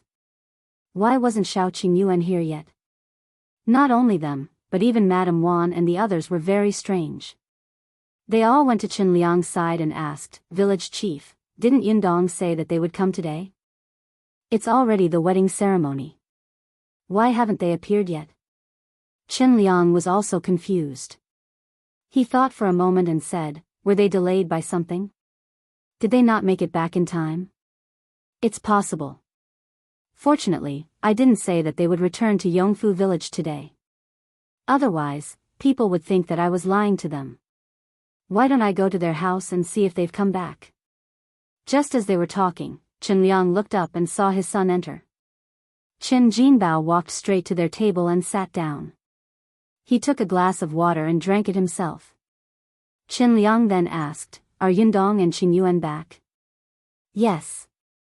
The person beside him was surprised. "They really went back? Then why didn't they come over?" "What are you saying? Don't you think about how famous Shao Qingyuan is now? If he comes at this time, will the new couple still hold the wedding? No matter what, he has to wait for the wedding to end before coming. Otherwise, if this wedding can't be held, won't the Li family blame them?" These words made sense. If you find any errors, ads pop up, ads redirect, broken links, non-standard content, etc., please let us know each report so we can fix it as soon as possible. Chapter 1039, Qingyuan, you're back. Everyone felt relieved and continued eating happily. When the sound of the bridal chamber was heard from the central room, there was finally a trace of movement outside the door. Chen Liang and the others looked up and saw a man and a woman at the door. Everyone who was eating in the courtyard was suddenly stunned.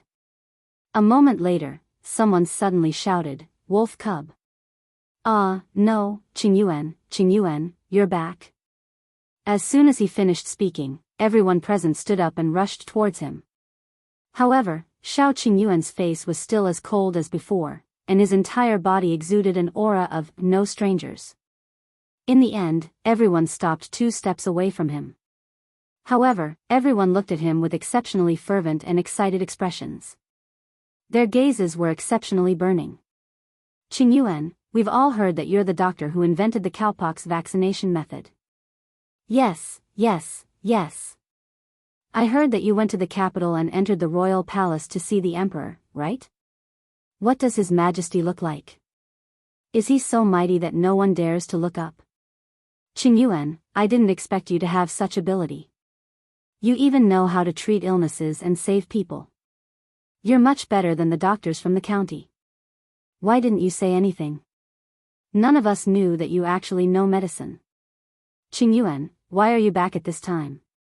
Didn't you say that you would stay in the prefectural city for 3 months? Did you come back to inoculate us?" Yes. We were all waiting for you to come back. Everyone was especially excited when they heard about you. The villagers were very enthusiastic. These people, who had originally been cold and distant to Shao Qingyuan, now looked at him as if he was a treasure. If not for the fact that they were still a little afraid of Shao Qingyuan, they would have reached out to touch him and see if they could get some luck. Gu Yundong's lips twitched as she watched from the side. In the past, this treatment belonged to her. Sigh, these people liked the new and hated the old too quickly, right? Shao Qingyuan, who was standing beside her, couldn't help but reach out and squeeze her. Then, he looked at the people in front of him and said, "Can we go in now?" "Ah, yes. The person in front of him hurriedly stepped back and welcomed him in. Shao Qingyuan took a few steps and Chen Liang finally arrived in front of him. "I thought you wouldn't come back." "We agreed," Shao Qingyuan said as he followed Chen Liang's actions and sat at their table. Everyone found it strange. Are they also here to attend the Li family's marriage? No way. Isn't Shao Qingyuan at odds with the Li family? Why is he here? He doesn't get along with first brother Li's family, but he shouldn't have much of a grudge against second brother Li, right? However, there was no need for them to get along well, right? Shao Qingyuan had suffered so much when he was young, but Li Dunzi and his wife had never helped him. It was said that they were very dissatisfied with old Li doting on Shao Qingyuan. Everyone was guessing. Li Dunzi and Madame Du, who had heard the commotion, had already run over quickly and rushed in front of Shao Qingyuan. However, when they really stood in front of them, they felt a little uneasy. Qingyuan, Yundong, you're here? Previously, they were also afraid of Shao Qingyuan and his wife, but in order to make their family situation better, they mustered their courage and threw out bait to invite them over. However, they did not expect to hear some time ago that the cowpox vaccination method was created by Shao Qingyuan. How could that be? If you find any errors, ads pop up, ads redirect, broken links, non-standard content, etc., please let us know each report so we can fix it as soon as possible. Chapter 1040, Giving Shao Qingyuan the Handkerchief. Shao Qingyuan had seen the emperor before. He was very different from before. He was someone who had made great contributions and could crush them with a casual move. Not to mention that they only had a handkerchief that was originally his. Even if they had gold and silver, they would have to obediently hand it over if Shao Qingyuan wanted it.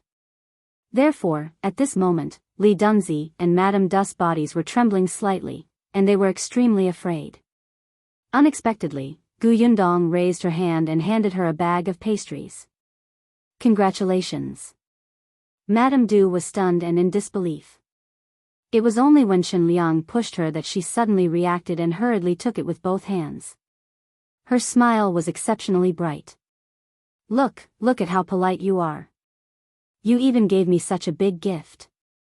Quick, please come in. The banquet has already started outside. There's still an empty table in the room. Go and sit there. She was happy. There was a red packet on the pastry. There must be money inside. Unexpectedly, not only did Yundong not force them to hand over the handkerchief, she even gave them so much face in front of everyone. Li Dunzi and his wife heaved a sigh of relief. In the future, they would not be in a dilemma in this village. Yundong smiled and walked in with Shao Qingyuan. She was speechless when she saw the expressions of Li Dunzi and his wife. They were not the kind of unreasonable bandits who would snatch and plunder. The second branch of the Li family did not have much of a grudge with them. The second branch had a handkerchief in their hands, and they needed this handkerchief. They would give a red packet in front of everyone and treat it as buying the handkerchief from them. Everyone would just take what they needed. The two of them entered the central room. The people outside wanted to follow them, but they were stopped by Chen Liang. All right. Today is the Li family's big day. Let's talk after the banquet is over. Madame Wan and the others also said, that's right. If you don't want to eat, Qingyuan and Yundong still want to eat.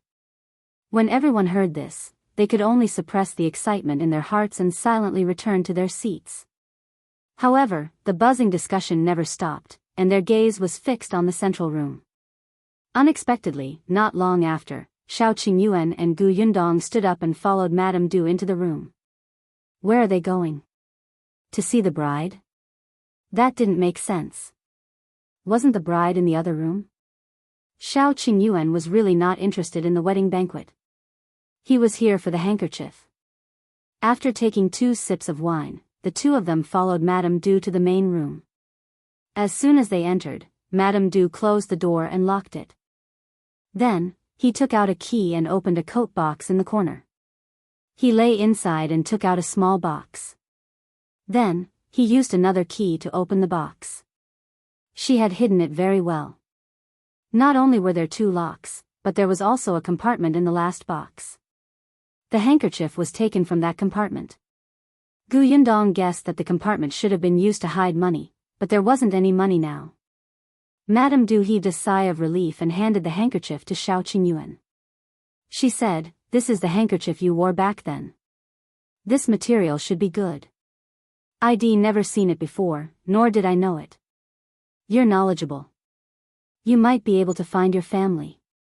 If you find any errors, ads pop up, ads redirect, broken links, non-standard content, etc., please let us know it report so we can fix it as soon as possible." Chapter 1041, Shao as in Shao Qingyuan. Shao Qingyuan took it and touched it. It was indeed a comfortable material, even better than what they were wearing. He handed the handkerchief to Yundong. Yundong had helped Shen Cidian sell embroidery in the cloth shop in the prefectural city a few times and had seen a lot of materials, but this, she had never seen it before. Could it be that this material didn't even exist in the prefectural city? Yundong flipped her hand and found a word embroidered on the corner of the handkerchief, Shao. Shao as in Shao Qingyuan. She frowned slightly. Yundong remembered that the deceased wife of the Tao family was surnamed Shao. As expected, did this handkerchief belong to the Tao family? Yundong was a little disappointed, but she still carefully put away the handkerchief. When Madame Du saw this, she couldn't help but say a few more words. "When you were carried back, the clothes you were wearing were very exquisite. One look and you could tell that you were a child from a rich family. Your complexion is also good. Your original family shouldn't have to worry about food and clothes." Yundong thought for a moment and asked, "Then did Brother Shao have anything else on him? Was he dressed neatly at that time?" If Old Li had changed Shao Qingyuan and third young Master Tao's clothes in a hurry, their clothes might have been a little messy. It had happened too long ago. Madame Du frowned and thought for a moment before continuing, "It's not very messy, but you should know that my father-in-law came back in a hurry with a child. He definitely wasn't too neat. As for whether there's anything else on him, it should be gone." Yundong sighed inwardly. It seemed that there were not many clues. "All right, we understand. Thank you for giving us the handkerchief. It's getting late, so we'll go back first." Madame Du opened her mouth, wanting to let them stay a little longer. However, she knew that this was unrealistic, so she nodded. "I'll send you out." She opened the door again. There was a table outside. Because Li Dunzi was sitting there, no one dared to eavesdrop openly. However, the people present still pricked up their ears, trying their best to hear what they had said inside. Unfortunately, their voice was so soft that there was no sound at all. Yundong looked around but did not see eldest Li and his family. It made sense. Ever since the last time they caused a scene, the second and third branches of the Li family felt that the first branch was too vicious and had cut ties. Besides, Li Dunzi had invited Shao Qingyuan over this time. Why would he let the people from the main branch cause trouble for him? Yundong shook her head and walked out of the central room. Liang walked over and asked, "You're going back now?" "Yes, it's getting late. I have to go back and prepare." "Prepare?" Liang immediately reacted and his eyes lit up. "Is the vaccination starting tomorrow?" "Yes." Shao Qingyuan nodded. "Uncle Chen, you should let everyone know, but this place, yes, yes, yes. The village has already tidied up the ancestral hall. When the time comes, we'll inoculate everyone in the ancestral hall. Our ancestors will bless us." Shao Qingyuan was relieved to hear that. He told Liang about other matters before leaving the Li family with Yundong. As soon as he left, the people who were eating stood up and wanted to follow him out. "Why did you leave just like that?" "I wanted to ask about the vaccination. Did he come back just to attend the wedding banquet? Doesn't it mean we really have to wait 3 months?" Seeing that someone was about to leave, Liang hurriedly coughed and said, "Everyone, quieten down. I have something to say." Everyone could not help but turn to look at him. "If you find any errors, ads pop up, ads redirect, broken links, non-standard content, etc., please let us know it report so we can fix it as soon as possible." Chapter 1042, She's the only one unhappy. Liang said. Qingyuan said that our Yongfu village will start the vaccination tomorrow. The venue is over at the ancestral hall. Everyone can queue up tomorrow morning. Everyone was overjoyed when they heard that. What time is it? Will they really inoculate us? Chen Liang nodded. Tomorrow at 5 o'clock. After a pause, he continued, I know that everyone has children and relatives in other villages. They also want to be vaccinated early. However, there's a limit to manpower. They have to keep a close eye on our village first, so don't tell the people from other villages to come over for the time being. Even if they come, they definitely won't be able to be registered. Everyone was a little disappointed when they heard that, but on second thought, it made sense. There were still hundreds of people in their village, and Shao Qingyuan had to return to the prefectural city. If people from other villages or even county towns came, the local villagers would have to queue at the back. Chen Liang continued, there's one more thing I have to make clear to everyone. Qingyuan is alone. He can't inoculate everyone. Therefore, Dr. Xiong and the others are going to do it. They were all personally taught by Qingyuan.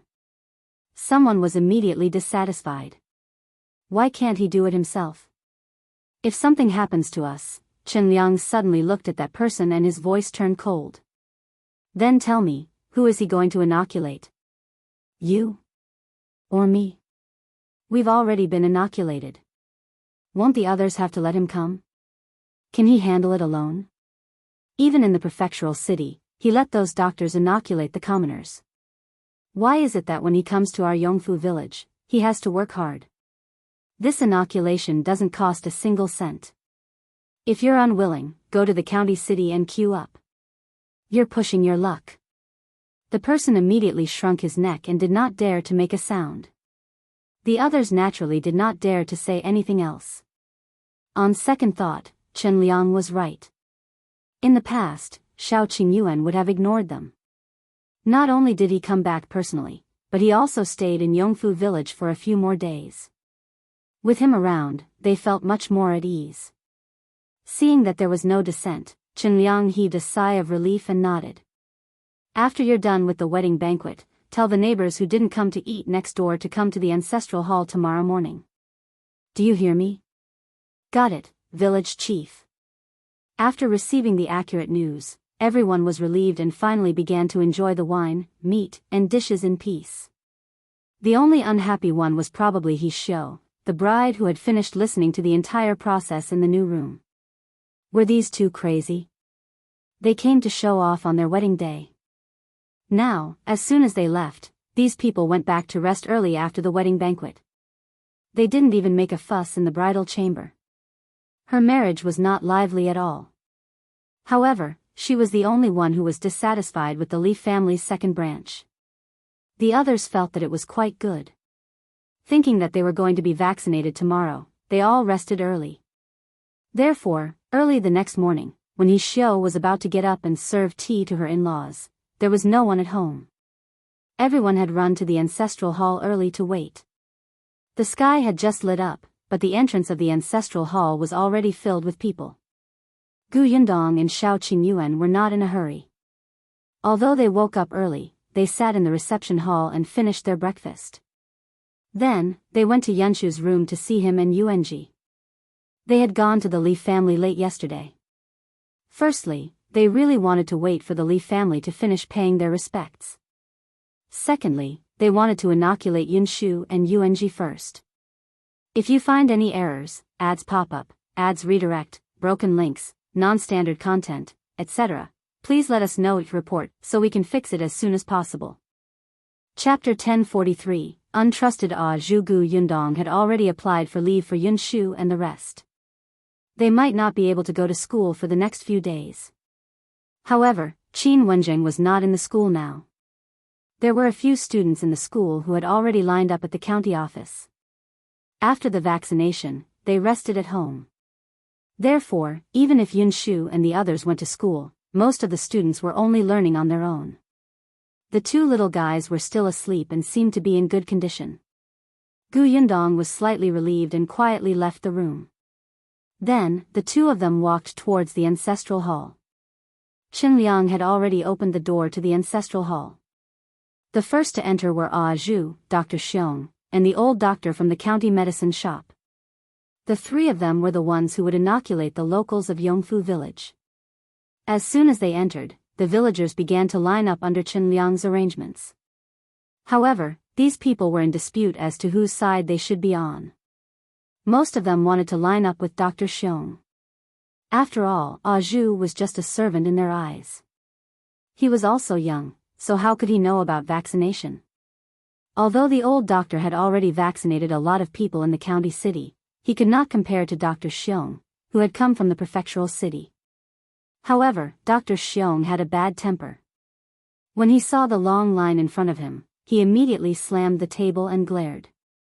"Why are you all lined up here? Are you trying to tire me out?" The people at the back of the line trembled. Their gazes were a little erratic and afraid. Some people quietly moved to the old doctor's side. Unexpectedly, when they looked up, the Zhang family, Chen Liang's family, and the He family at the front were lined up on Ah Zhu's side. The Zhang and Chen families had a good relationship with Gu Yundong and Shao Qingyuan. The He family was also a shrewd family. When Gu Yundong was building the road previously, they had changed their home base at the foot of the mountain with the village. Their three families actually went to Ah Zhu's side. Could it be that he was the one with the best skills among the three of them? Everyone was bewildered. Some people could not help but go over. However, some people were still determined to stand on Dr. Xiong's side. However, this way, the number of people in the team in front of the three of them was about right. Tong Ping had also come over to help early in the morning. He had sent everyone a note with words written on it. "There are too many people. It's difficult to wait here. Everyone, take this note. You can come back when your name is called. There's no need to wait here. It's fine to go out for a walk and come back later." Everyone held the note in their hands, but no one moved. Although he said that, what if they missed it? Besides, it was just waiting. It was not like they had not waited before. It did not matter. Therefore, even though the queue had already reached the outside of the ancestral hall, no one moved. At most, they would sit on the ground when they were tired of standing. As for food, there were also people at home who had survived smallpox when they were young. They did not need to be vaccinated, so they could help take care of it. Shao Qingyuan and Gu Yundong were the last to arrive. When they entered, they saw such a lively scene. When the villagers saw him, they immediately stood up and greeted, "Qingyuan, you're here. Hurry up and go in. It's already started inside." Shao Qingyuan nodded and led Gu Yundong into the ancestral hall. The moment the people inside saw him, their hearts instantly calmed down. Gu Yundong whispered, "See that? Your role is to calm everyone down." Shao Qingyuan asked, "When are we leaving? If you find any errors, ads pop up, ads redirect, broken links, non-standard content, etc., please let us know it report so we can fix it as soon as possible."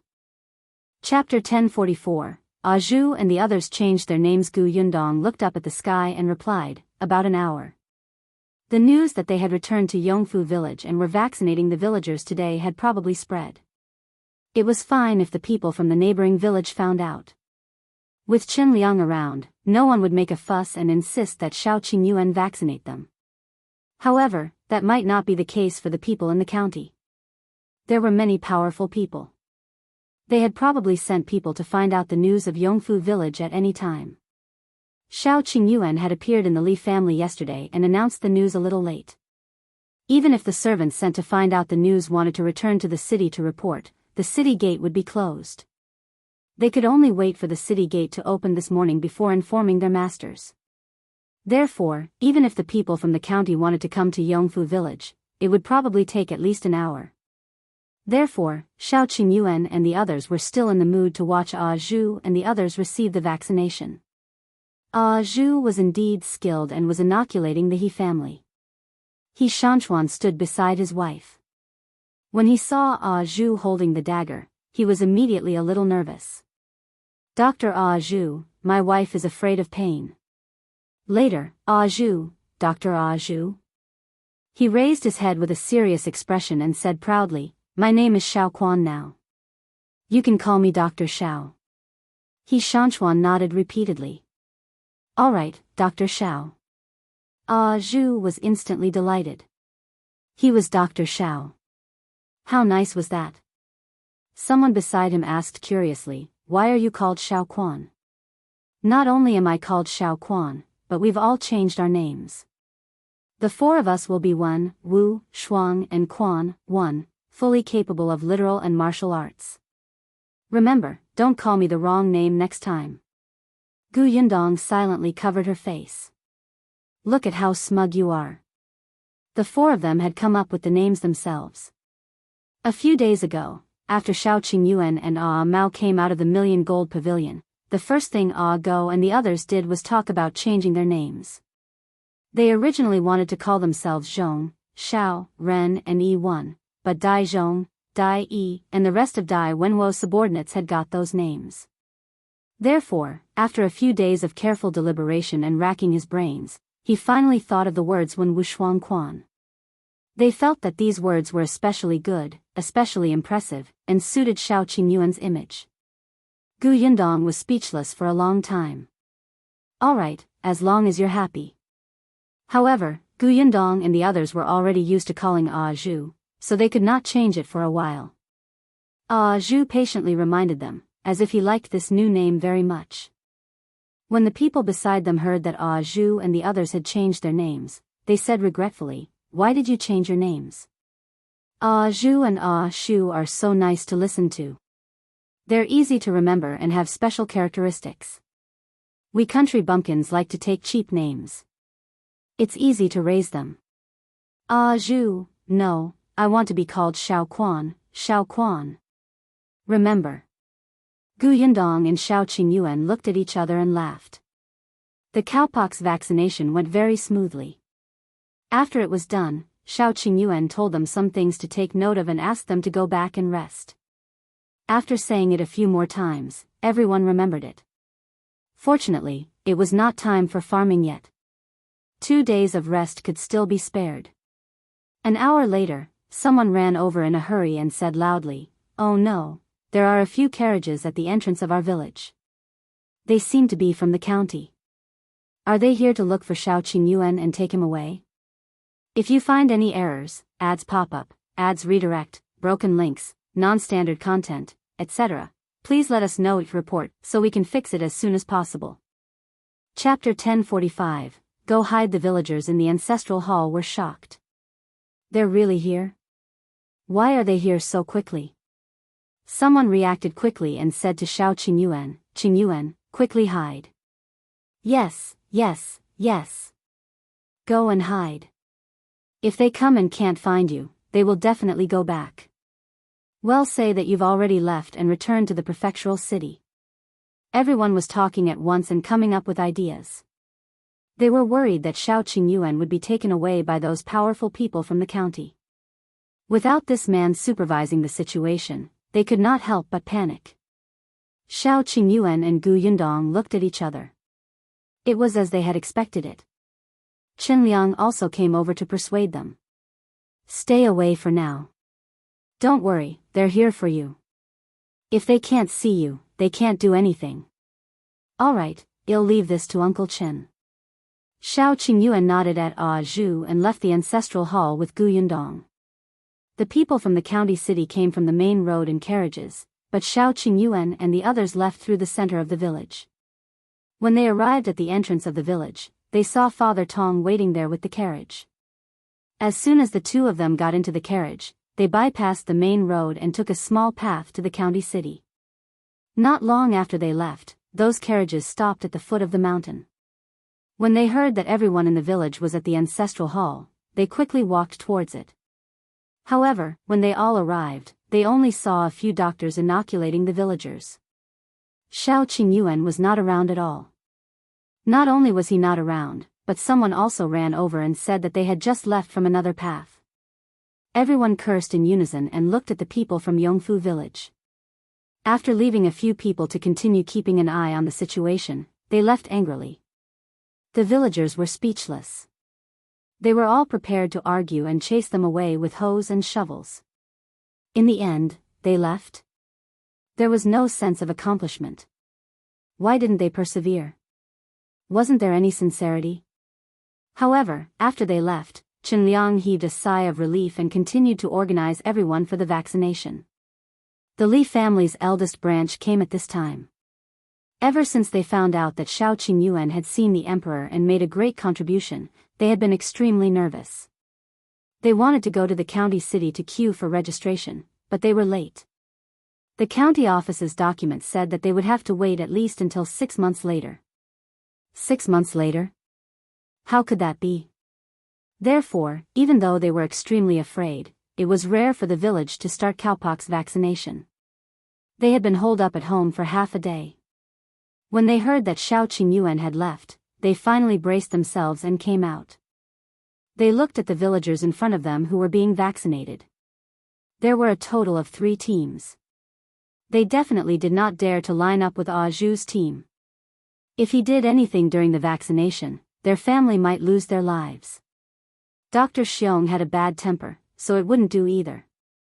Therefore, in the end, the Li family's eldest branch was lined up with the old doctor. The villager in front of them immediately frowned. This person happened to be at odds with the Li family's eldest branch. He immediately mocked, "You still have the cheek to come. Why? Do you think no one knows that you've persecuted him in the past when Qingyuan isn't around? None of your business. Hey, you want to fight?" Seeing that the two of them were about to fight, Liang heard the commotion and rushed over. When he saw the Li family, he could not help but frown. Disgust flashed across his face. "All right, stop arguing. If you find any errors, ads pop up, ads redirect, broken links, non-standard content, etc., please let us know each report so we can fix it as soon as possible." Chapter 1046. This troublesome thing. Liang did not chase them away. He was the village chief and the entire village had to be vaccinated. It was impossible for him to leave them behind. Besides, it wouldn't be good for Shao Qingyuan if word got out. What if someone in the Li family got smallpox? What would outsiders think of Shao Qingyuan? They would say that he was the one who invented the cowpox vaccination method, but in the end, someone in his village died from this illness? It was just vaccination. There was nothing to do with it. If you want the vaccination, be quiet. If anything happens, you'll be the ones to suffer. The people from the Li family's main branch immediately did not dare to speak. They could only line up resentfully and endure the pointing fingers of the other villagers. The subsequent inoculations went very smoothly. Even though the people from the neighboring village came after hearing the news, they knew that it was impossible for them to cut in line. They could only be envious. At that moment, Yundong and Shao Qingyuan had already arrived at Fengkai County. As soon as the two of them arrived at the county city, they went straight to the Liu residence. Luan was already waiting at the entrance. When he saw them, he immediately welcomed them. "Young Master Shao, Miss Gu, you're finally here. Our young master has been waiting for you at the door." With that, he welcomed the two of them inside. As soon as they turned around the courtyard, Liu Wei, who had heard the commotion, ran over and suddenly stopped in front of them. Then, with a bright smile on his face, he reached out and patted Shao Qingyuan's shoulder. "Brother, you're very promising now. I'm proud to have a brother like you. I'm especially proud. I'm extremely proud." As he spoke, he patted Shao Qingyuan's shoulder hard. However, it didn't look like he was proud. Instead, it looked like he wanted to slap Shao Qingyuan into the ground. Shao Qingyuan frowned and tilted his body slightly to avoid the third slap. Liu Wei could not stop in time and fell straight forward. Fortunately, Luan reacted very quickly. "Young master, be careful." He barely caught her. After Liu Wei steadied himself, he turned around and was about to be displeased when he met Yundong's angry eyes. "Do you have a deep hatred for my brother Shao? You're so strong that you're about to slap a piece of flesh off my shoulder." Liu Wei immediately shrunk his neck guiltily, but he still refuted firmly, "Nonsense, I'm expressing my admiration for brother Shao. It's unstoppable. Besides, I'm afraid that my brother Shao won't believe such an important matter. That's why I patted him awake and told him that this isn't a dream. This is real. It's worth being happy and excited." Don't try to sow discord between me and brother Shao. Gu Yundong was speechless. If you had kept that jealous, resentful expression on your face when you said this, it might have been more convincing. Actor Liu, your acting skills have deteriorated. As he spoke, Old Master Liu also walked out with a smile. Young Shao, Gu girl, you're here. This time, you've caused quite a commotion. Not bad, not bad. I knew that you would definitely have a great future. Unlike our family's wastrel, who only knows how to eat, drink, and have fun. It's fine if he can't inherit the business, but he just has to be disobedient. What a troublesome thing. Gu Yundong glanced at Liu Wei. She finally understood why Liu Wei was so resentful towards brother Shao. Old Master Liu, if you want to educate your son, then educate your son. Don't compare him to someone else. As expected, as soon as Old Master Liu finished speaking, Liu Wei walked forward angrily. Old Master Liu snorted. You still have the cheek to lose your temper. If you find any errors, ads pop up, ads redirect, broken links, non-standard content, etc., please let us know each report so we can fix it as soon as possible. Chapter 1047, Liu Wei Is Engaged. The group of them entered the central room. Liu Yi bowed obediently and was especially polite. Gu Yundong was silent for a moment. Then, she looked at Liu Wei, who was sitting at the side and eating an apple. This guy was indeed a troublesome thing. Shao Qingyuan didn't even look at him. He said to Old Master Liu, let's begin. He came here today to inoculate the Liu family. Liu Wei had smallpox when he was young, so there was no need to take it. However, Liu Yi still needed it, and so did the others in the Liu residence. Seeing that he didn't even drink the tea, Old Master Liu hurriedly said, you just came. You should rest for a while. No, let's do it now. We still have to go back early. Alright, follow me. The room is ready. Old Master Liu brought the few of them to the hall at the back.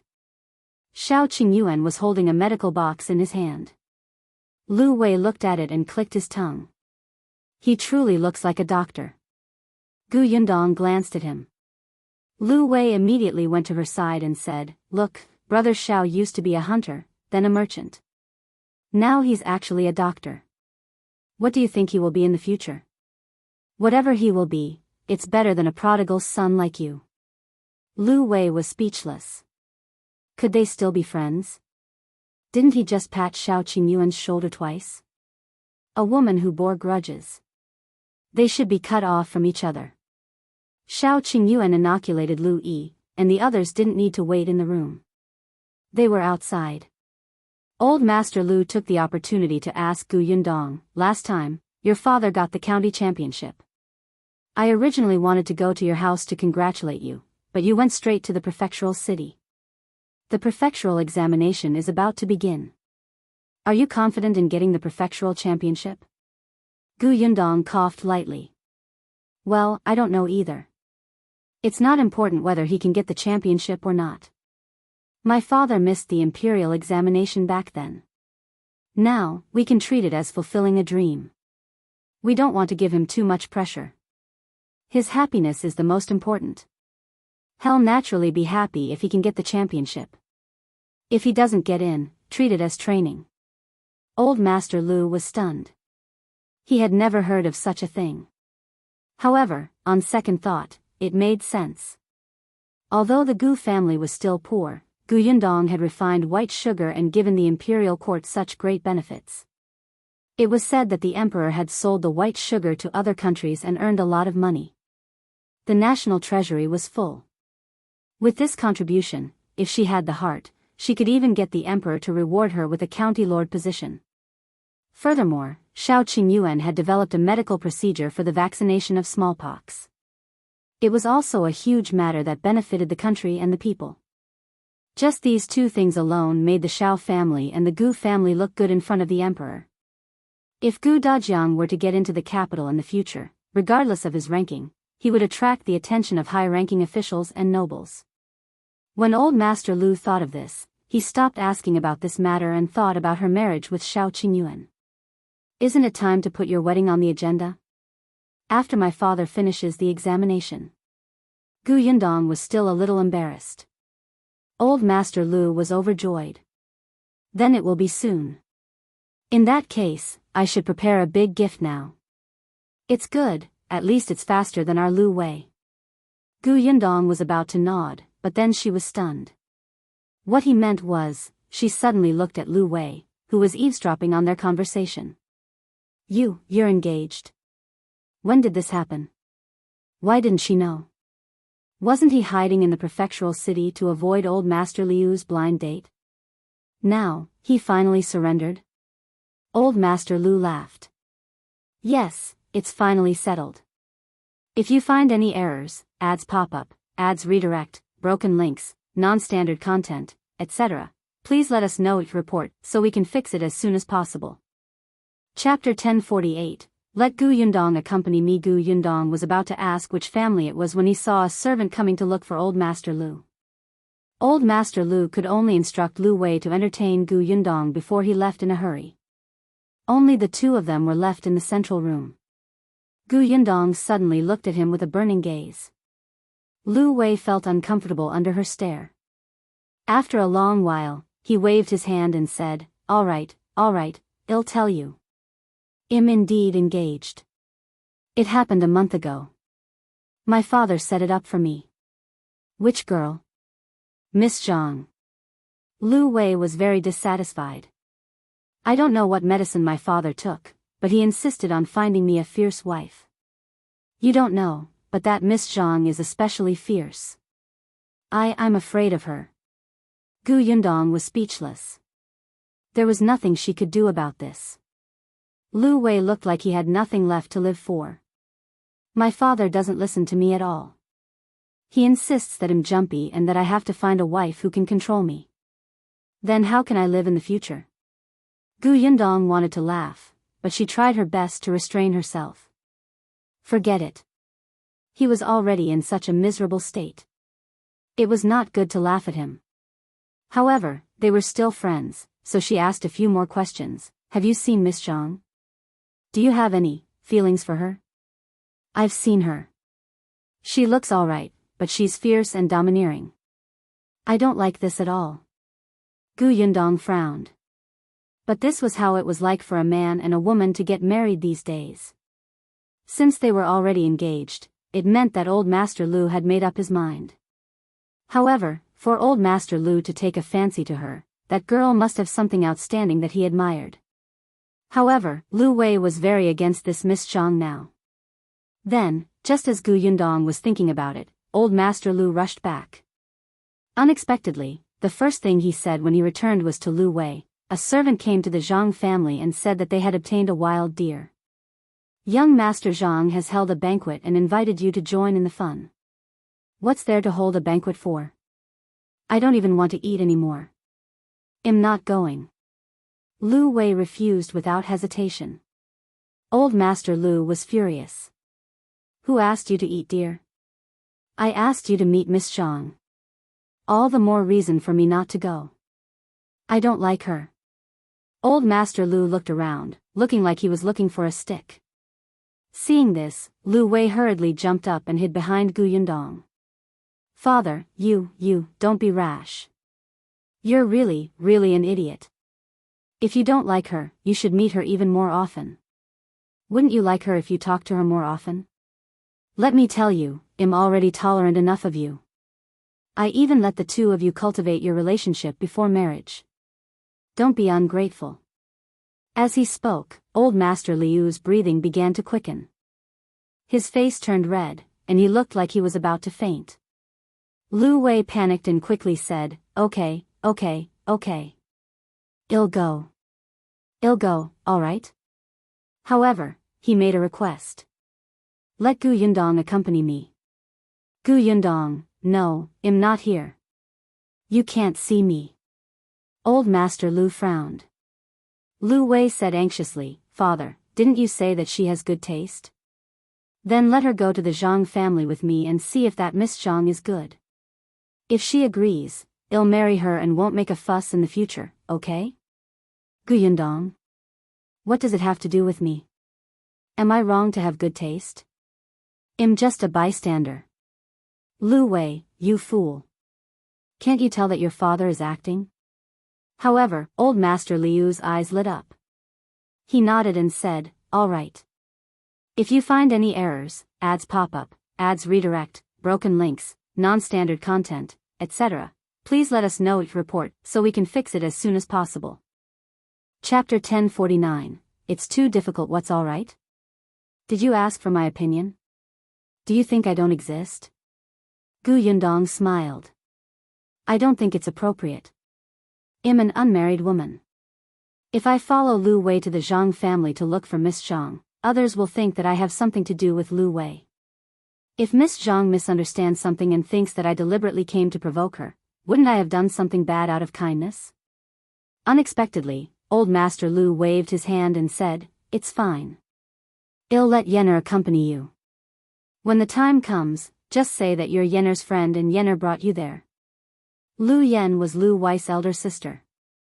Yundong had met her before. She was a good person. Probably because she was the eldest child of the Liu family, she was decisive and completely different from Liu Wei. Yundong sometimes felt that it was probably because he had such an elder sister that Liu Wei was pampered to the point of being heartless and silly. But even if there was Liu Yen, Yundong did not want to go. Her expression was serious as she rejected him firmly. I don't think it's appropriate. What if Miss Zhang doesn't believe me? Besides, I still have to wait for Brother Shao. Before she could finish speaking, Old Master Liu clutched his chest and looked like he was about to die. Yundong's lips twitched. Uncle Liu. I'm not a fool like Liu Wei. You said that I have good taste. Can't I tell that you're acting? Liu Wei supported Old Master Liu. Father, are you all right? Don't worry, girl is kind-hearted. She will agree. Don't faint. Yundong was speechless. She wanted to ask Shao Qingyuan to leave and not care about the Liu family. Old Master Liu panted heavily and said with great effort, Yundong, you're Liu Wei's friend. Can you bear to see his marriage not go well and that he and his wife won't be able to grow old together? I can bear to. As long as you go and take a look, Liu Wei will wait for the wedding in peace. You know his temper. What if he suddenly runs away on the day of the wedding? Then, my Liu family and the Zhang family will become enemies. Now, as long as you go and take a look and know that Miss Zhang is a good person, Liu Wei won't be so unhappy. I'll leave it to you. I'm already so old. It's too difficult for me to have a grandson.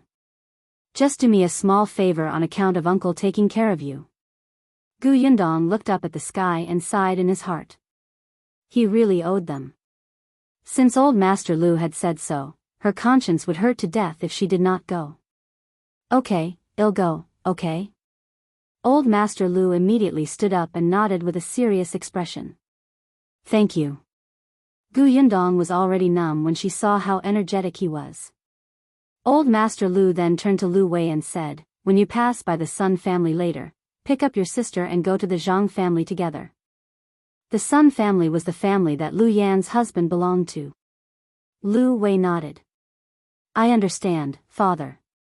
Yundong rubbed her temples and entered the house to inform Shao Qingyuan. Shao Qingyuan was silent for a moment. All right, it's boring for you to wait outside. Just go take a look. Wait for me to come back. Okay. Yundong walked out of the door again. Liu Wei was ready. The two of them got into the carriage outside. Since they were going to pick Liu Yan up, the carriage had to take a detour. Along the way, Yundong did not want to talk to Liu Wei. The latter did not care. However, when they passed by Jinxiu restaurant, Liu Wei suddenly exclaimed, eh? If you find any errors, ads pop up, ads redirect, broken links, non-standard content, etc., please let us know it report so we can fix it as soon as possible. Chapter 1050. The third young master of the Tao family, Tao Yengu. Yundong glanced at him and pretended not to hear him. Don't think that I don't know that he deliberately made a sound to attract my attention. However, she didn't expect that Liu Wei didn't look at her and asked curiously, why are they together? Yundong lifted the curtain and looked out. She happened to see two people about to enter Jinxiu restaurant. She didn't know one of them. But wasn't the other Peng Zhongfei? It had been a long time since he had seen this person. He looked like he had been doing well recently and was glowing. Gu Yundong asked casually, "Do you know the person beside Peng Zhongfei?" Liu Wei nodded. "Yes, he's the third young master that the Tao family found at the end of last year." Gu Yundong froze. "Who are you talking about?" "Third young master Tao Yen." Gu Yundong suddenly shouted, "Stop the carriage." This sound was urgent and sharp. Luan, who was driving the carriage outside, hurriedly pulled the reins. Because of inertia, Liu Wei couldn't sit properly and almost fell out of the carriage. He rubbed his aching head and asked angrily, "What are you doing? You're so shocked." However, Gu Yundong said to him, "Go to the Zhang family yourself. I have something on, so I won't be going for now." After saying that, she didn't care about Liu Wei's reaction and directly jumped off the carriage.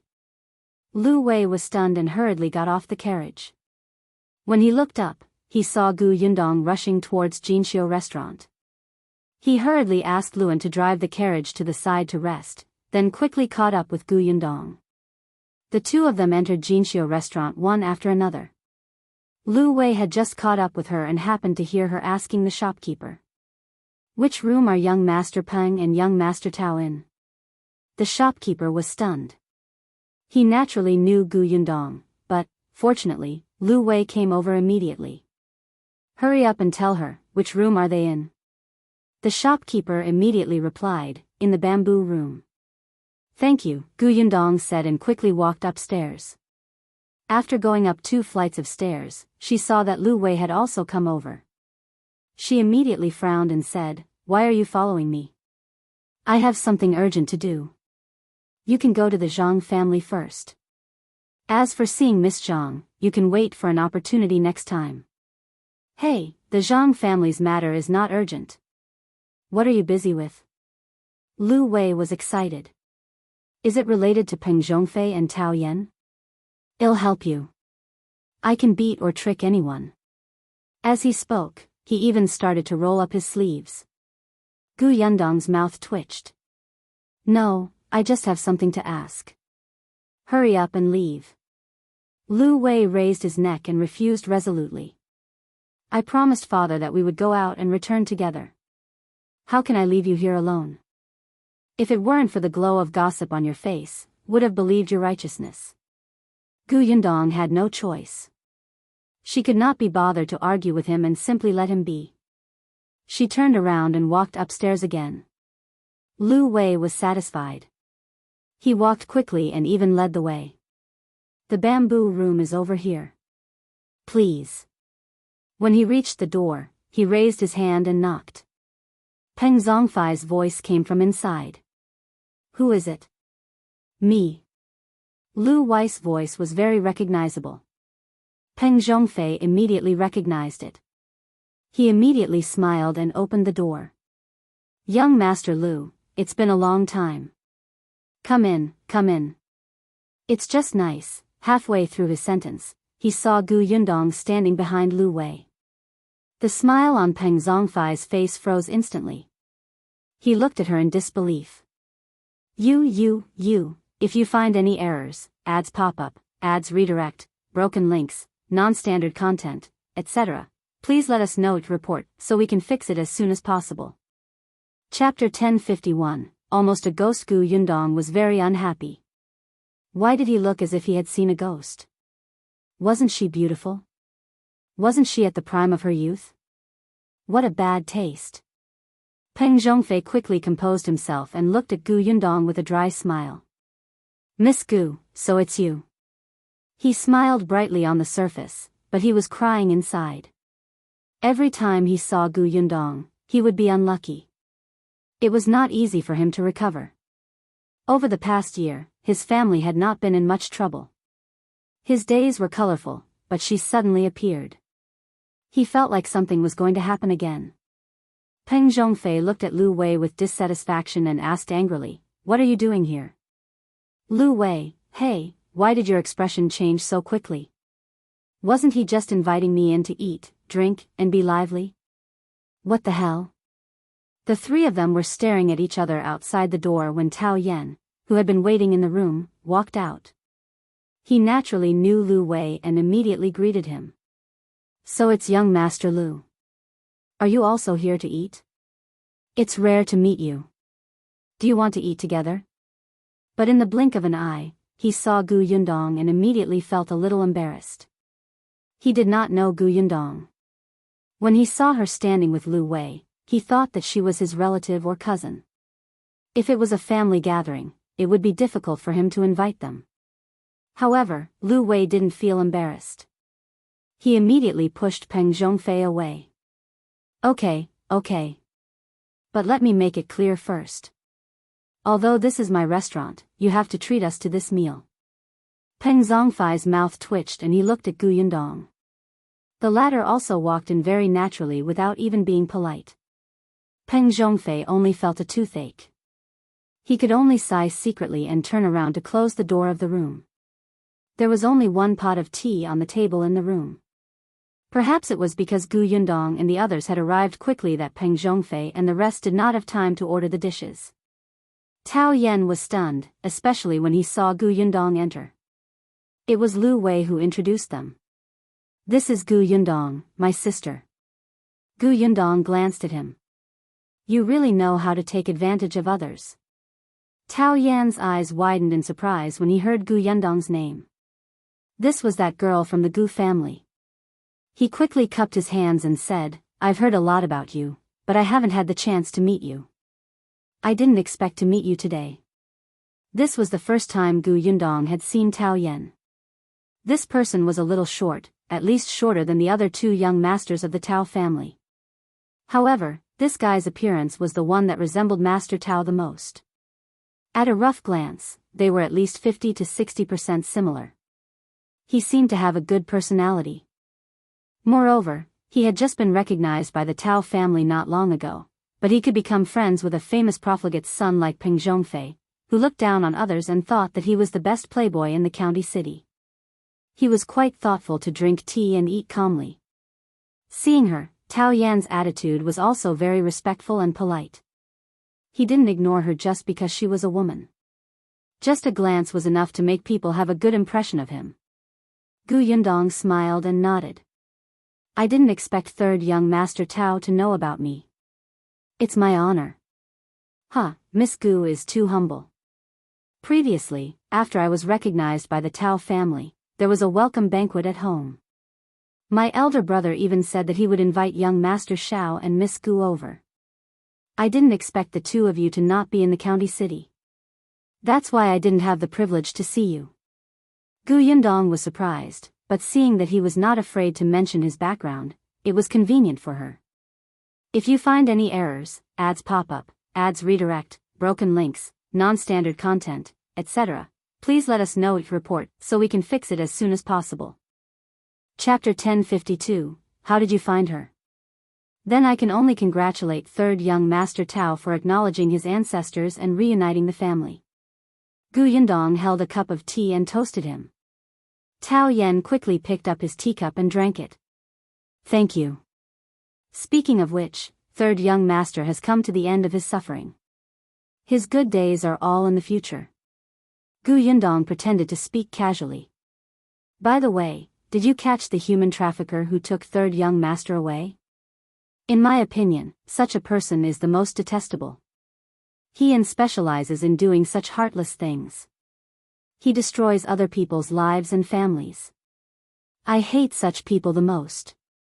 Previously, I encountered a human trafficker who carried a child away in broad daylight. If that person was not sneaky and I hadn't stopped him on the spot when I realized that something was wrong, the child's family would probably be heartbroken. The Tao family announced to the public that Tao Yan had been kidnapped when he was young. Although many people knew that this was not the case and Gu Yundong also knew the inside story, she still had to pretend. She had an indignant expression on her face. Tao Yan didn't think much of it and only said, "How can I catch him? After that human trafficker sold me, I don't know where he went." When Gu Yundong heard this, she sighed regretfully. Then, she asked curiously, then how did third young master know about your background back then? I heard that you were only about a year old when you were taken away. Coincidentally, when I was in my teens, I accidentally heard my adoptive parents arguing. Only then did I know that I wasn't their biological son. No wonder they weren't friendly to me and beat and scolded me as if we were enemies. However, I also knew that if I asked them directly, they definitely wouldn't tell me, so I secretly investigated. Gu Yundong's interest was immediately piqued. How did you investigate? Could it be that there were some clues back then? Yes, when they were arguing back then, I heard them say that the clothes I was wearing seemed to be made of good material and were not cheap, so they took the clothes directly to the pawn shop. Although there were not many clues, there were at least some. I followed this lead and searched for a long time before I finally found that pawn shop. Fortunately, the clothes were worn by children and no one had bought them. In the end, the pawn shop owner treated it as doing a good deed and donated them to the charity hall. I found the clothes at the charity hall. The charity hall was filled with homeless orphans. Tao Yan's clothes were good, so the charity hall naturally took good care of them. This allowed Tao Yan's search to go further. If the pawn shop had sold it to anyone else, they would have worn it and thrown it away. Gu Yundong was secretly shocked. According to Tao Yan, when he was carried away, he was wearing the clothes of the Tao family. There was no need to change clothes with Shao Qingyuan. The Tao family changed the story of Tao Yan being abandoned to being trafficked because the Tao family wanted to cover up the scandal. There was no need for Tao Yan to lie when he said that he had found the Tao family. Gu Yundong felt that her and Shao Qingyuan's thoughts might have been too complicated from the beginning. Perhaps Old Li had nothing to do with the third young master of the Tao family being taken away. Perhaps he only knew the inside story of the third young master of the Tao family being abandoned and directly pushed this matter to Shao Qingyuan. Yes, that must be it. Before he died, he tricked Shao Qingyuan again and deliberately said this to confuse him so that he could not find his real family. If you find any errors, ads pop up, ads redirect, broken links, non-standard content, etc., please let us know each report so we can fix it as soon as possible. Chapter 1053, The Handkerchief is Shao Qingyuan's. The more Gu Yundong thought about it, the clearer the clues in her mind became. If things went back to the beginning and all the clues related to the Tao family were removed, then, the only thing that could prove Shao Qingyuan's background might be the handkerchief that Li Dunzi and his wife had hidden. The handkerchief belonged to Shao Qingyuan, and it was given to him by his family. But why did Old Li do this? It could only mean that he had a grudge against Shao Qingyuan, or against Shao Qingyuan's family. Gu Yundong's eyes grew brighter and brighter. They could start from there. At this moment, her mood suddenly brightened. I was lucky. When I found half of it, Big Brother happened to be looking for me. Tao Yan continued, only then did I know my background. After confirming it, I returned to the Tao family. Gu Yundong came back to her senses and nodded. Third young master, good things come after hardships. You will definitely have good fortune in the future. Ha ha ha, thank you for your nice words. Tao Yan smiled. My brother is indeed very good to me. Gu Yundong raised her eyebrows. Yes, only your brother treats you well. The others don't look too good. The corners of Peng Zhongfei's mouth twitched. He wanted to speak, but the two of them had been talking back and forth since they sat down. He couldn't even find a chance to interrupt. Wasn't this the first time the two of them met? How could they have so much to talk about? He endured it and then glanced at Liu Wei. He did not expect this kid to be drinking tea rather enjoyably. Was there a mistake? Even if he was treating, even if this was the best tea in Jinxiu restaurant, there was no need for this guy to be like this, right? This is your restaurant. How dare you take advantage of me when you want to drink high-quality tea? Intolerable. Peng Zhongfei raised his leg under the table and kicked him hard. Pfft. Cough, cough. Liu Wei was careless and the tea directly poured into his nose. He instantly exploded. Why did you kick me? Peng Zhongfei was speechless. He had used too much strength. He touched his nose guiltily and met the gazes of the other two. He said, I heard them chatting. When I got excited, I bumped into you. Why are you so excited? You're wasting my tea. So your point is this? Gu Yundong looked at Peng Zhongfei with a faint smile. It's my fault. I was too curious about third young master's strange background, so I asked a few more questions. By the way, it's rare to meet young Master Peng.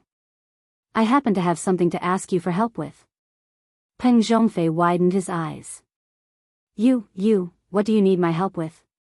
He was so nervous that he stuttered. Why did she need his help? The first 2 times she had looked for him, something had happened to him. Could she not look for him this time? Peng Zhongfei was filled with regret. If he had known earlier, he would not have kicked so hard. Wouldn't it have been better to be a quiet quail? If Liu Wei wanted to drink tea, he could drink tea. It was not much money. Now, Gu Yundong had finally noticed him. Peng Zhongfei was extremely bitter in his heart, but in front of his 2 friends, he still controlled his facial expression very firmly and said seriously, what help? Tell me. No matter what, we're friends. It'll definitely help if I can. But you know that my ability is limited. I'm just a young master who eats and drinks. Don't blame me if I can't help you. Gu Yundong was speechless. Am I that scary? I won't let you climb a mountain of swords or go through a sea of fire. She shook her head and took out the handkerchief embroidered with words from her sleeve. If you find any errors, ads pop up, ads redirect, broken links, non-standard content, etc., please let us know each report so we can fix it as soon as possible. Chapter 1054, The Origin of the Handkerchief. Ever since he took the handkerchief from Madame Du, Shao Qingyuan had handed it to her. Gu Yundong had always kept important things in her space. The handkerchief was taken out of her space with the help of her sleeve. She handed it to Peng Zhongfei directly. Young Master Peng, your family runs a cloth shop, so you must be very familiar with fabric. Coincidentally, I just got a piece of fabric not long ago. I think this material is very good and feels very comfortable to touch. I want to ask young Master Peng, do you sell this material in your cloth shop? Peng Zhongfei secretly heaved a sigh of relief when he heard that. Luckily, it wasn't a big favor. Although he was a profligate's son, he still had to manage his own business. Familiarizing himself with fabric was the most basic common sense. Therefore, Peng Zhongfei took the handkerchief confidently. Let me see. When he touched it, he felt that the material was indeed not bad. But, Peng Zhongfei frowned and looked at it carefully. Then, his face turned red. Gu Yundong asked, Young Master Peng, do you know it? Don't be hasty. I haven't checked it carefully. Peng Zhongfei coughed lightly. He stood up and walked to the window. He looked at the light outside carefully twice. No one knew if he had figured it out or not, but he quickly sat back at the table and rubbed the handkerchief with both hands. Gu Yundong was speechless. Hey. Fortunately, he only rubbed it twice. However, Peng Zhongfei used his nails to scratch it twice. Gu Yundong could not take it anymore. She suddenly stood up, pulled his hand away, and retracted the handkerchief. She looked at it like it was a treasure. Thankfully, it wasn't broken, but there were traces. Gu Yundong looked at Peng Zhongfei angrily. Do you recognize it or not? If you don't ruin it for me, okay? Peng Zhongfei immediately nodded. Yes, of course. Gu Yundong, Liu Wei, and Tao Yan looked at him suspiciously. It took him so long to recognize it. I really recognize it. Peng Zhongfei was a little anxious. I've seen this material before, but our cloth shop doesn't have it. It's not just our cloth shop. I reckon even the prefectural city doesn't have it. This material is fabric from the Qiu kingdom. It's usually a present to our country. Therefore, there definitely isn't much of this. Basically, it's bestowed to the concubines or high-ranking officials by the emperor after he obtained it. Gu Yundong was stunned. Materials from the royal palace? No way. So you're saying that only those noble families in the royal palace or the capital have it? Was Brother Shao's identity so impressive? That's not true. There are also some among the commoners, but they're very few. It's definitely unavailable in shops. Although it was offered by the Qiu kingdom, the fabric that entered Dajin was basically used by the emperor to reward the concubines and officials. However, the Qiu kingdom also had business dealings with Dajin. If the commoners had the financial ability, it was not surprising for them to obtain this fabric. However, they definitely could not sell it. Otherwise, they would be courting death. Are you sure? Peng Zhongfei nodded vigorously. He was very certain. He had seen it once before when he followed his father to the capital. There was too little such fabric to sell. Gu Yundong was a little dumbfounded. So, the scope was still very wide. The high-ranking officials and nobles in the capital had them, and so did the concubines and civilians. Where could she start looking? Also, it was unlikely that old man Li would go to the capital, right? However, she was certain of one thing. If you find any errors, ads pop up, ads redirect, broken links, non-standard content, etc., please let us know your report so we can fix it as soon as possible. Chapter 1055, Going to the Zhang family. This handkerchief definitely had nothing to do with the Tao family. With old Master Tao and old Madame Tao's hatred for Tao Yan, they would definitely not give him such a rare and precious fabric to use. At the very least, before Tao Yan was carried away, this handkerchief would definitely not belong to him. This was Shao Qingyuan's. On the other hand, there was the word Shao embroidered on the handkerchief. She would look for someone with the surname Shao. Brother Shao's father might have the surname Shao. Gu Yundong finally heaved a sigh of relief. She stuffed the handkerchief back into her sleeve. When she looked up, she saw Peng Zhongfei smiling at her. Miss Gu, are you all right? No. Gu Yundong smiled at him, wanting to see what he was going to say. Peng Zhongfei secretly heaved a sigh of relief. Then let's eat something. Speaking of which, why hasn't this waiter served the dishes yet? It's been half a day. As he spoke, he began to criticize Liu Wei. I say, your restaurant's speed is not good. Only I'm magnanimous and tolerant and won't argue with you. If you encounter a rude person, the table will be smashed. Liu Wei snorted and stood up directly. Come. Smash it. Are you jealous of my restaurant's good business? Didn't I just ask you to pay? Look at how anxious you are. It's as if I've taken advantage of you. Before he came up, he deliberately told the waiter not to serve the dishes. Seeing how anxious Gu Yundong was, he knew that she had something to ask. Was it good to serve the dishes halfway? Besides, he wasn't willing to eat at the same table as Peng Zhongfei. Who knew if the guy would go back on his word in the end and demand a discount? Peng Zhongfei knew that he was not a good person. Did I make a mistake when I treated you to a meal? I'm not very happy to eat it. The Zhang family even treated me to wild venison. I'll eat it now. See you again. As he spoke, he gestured for Gu Yundong to leave. Unexpectedly, Tao Yan, who was quietly listening to their bickering, was suddenly stunned. He asked, Zhang family? Which Zhang family? Zhang Hao's. The Zhang family that sells pastries? Are you very familiar with the Zhang family?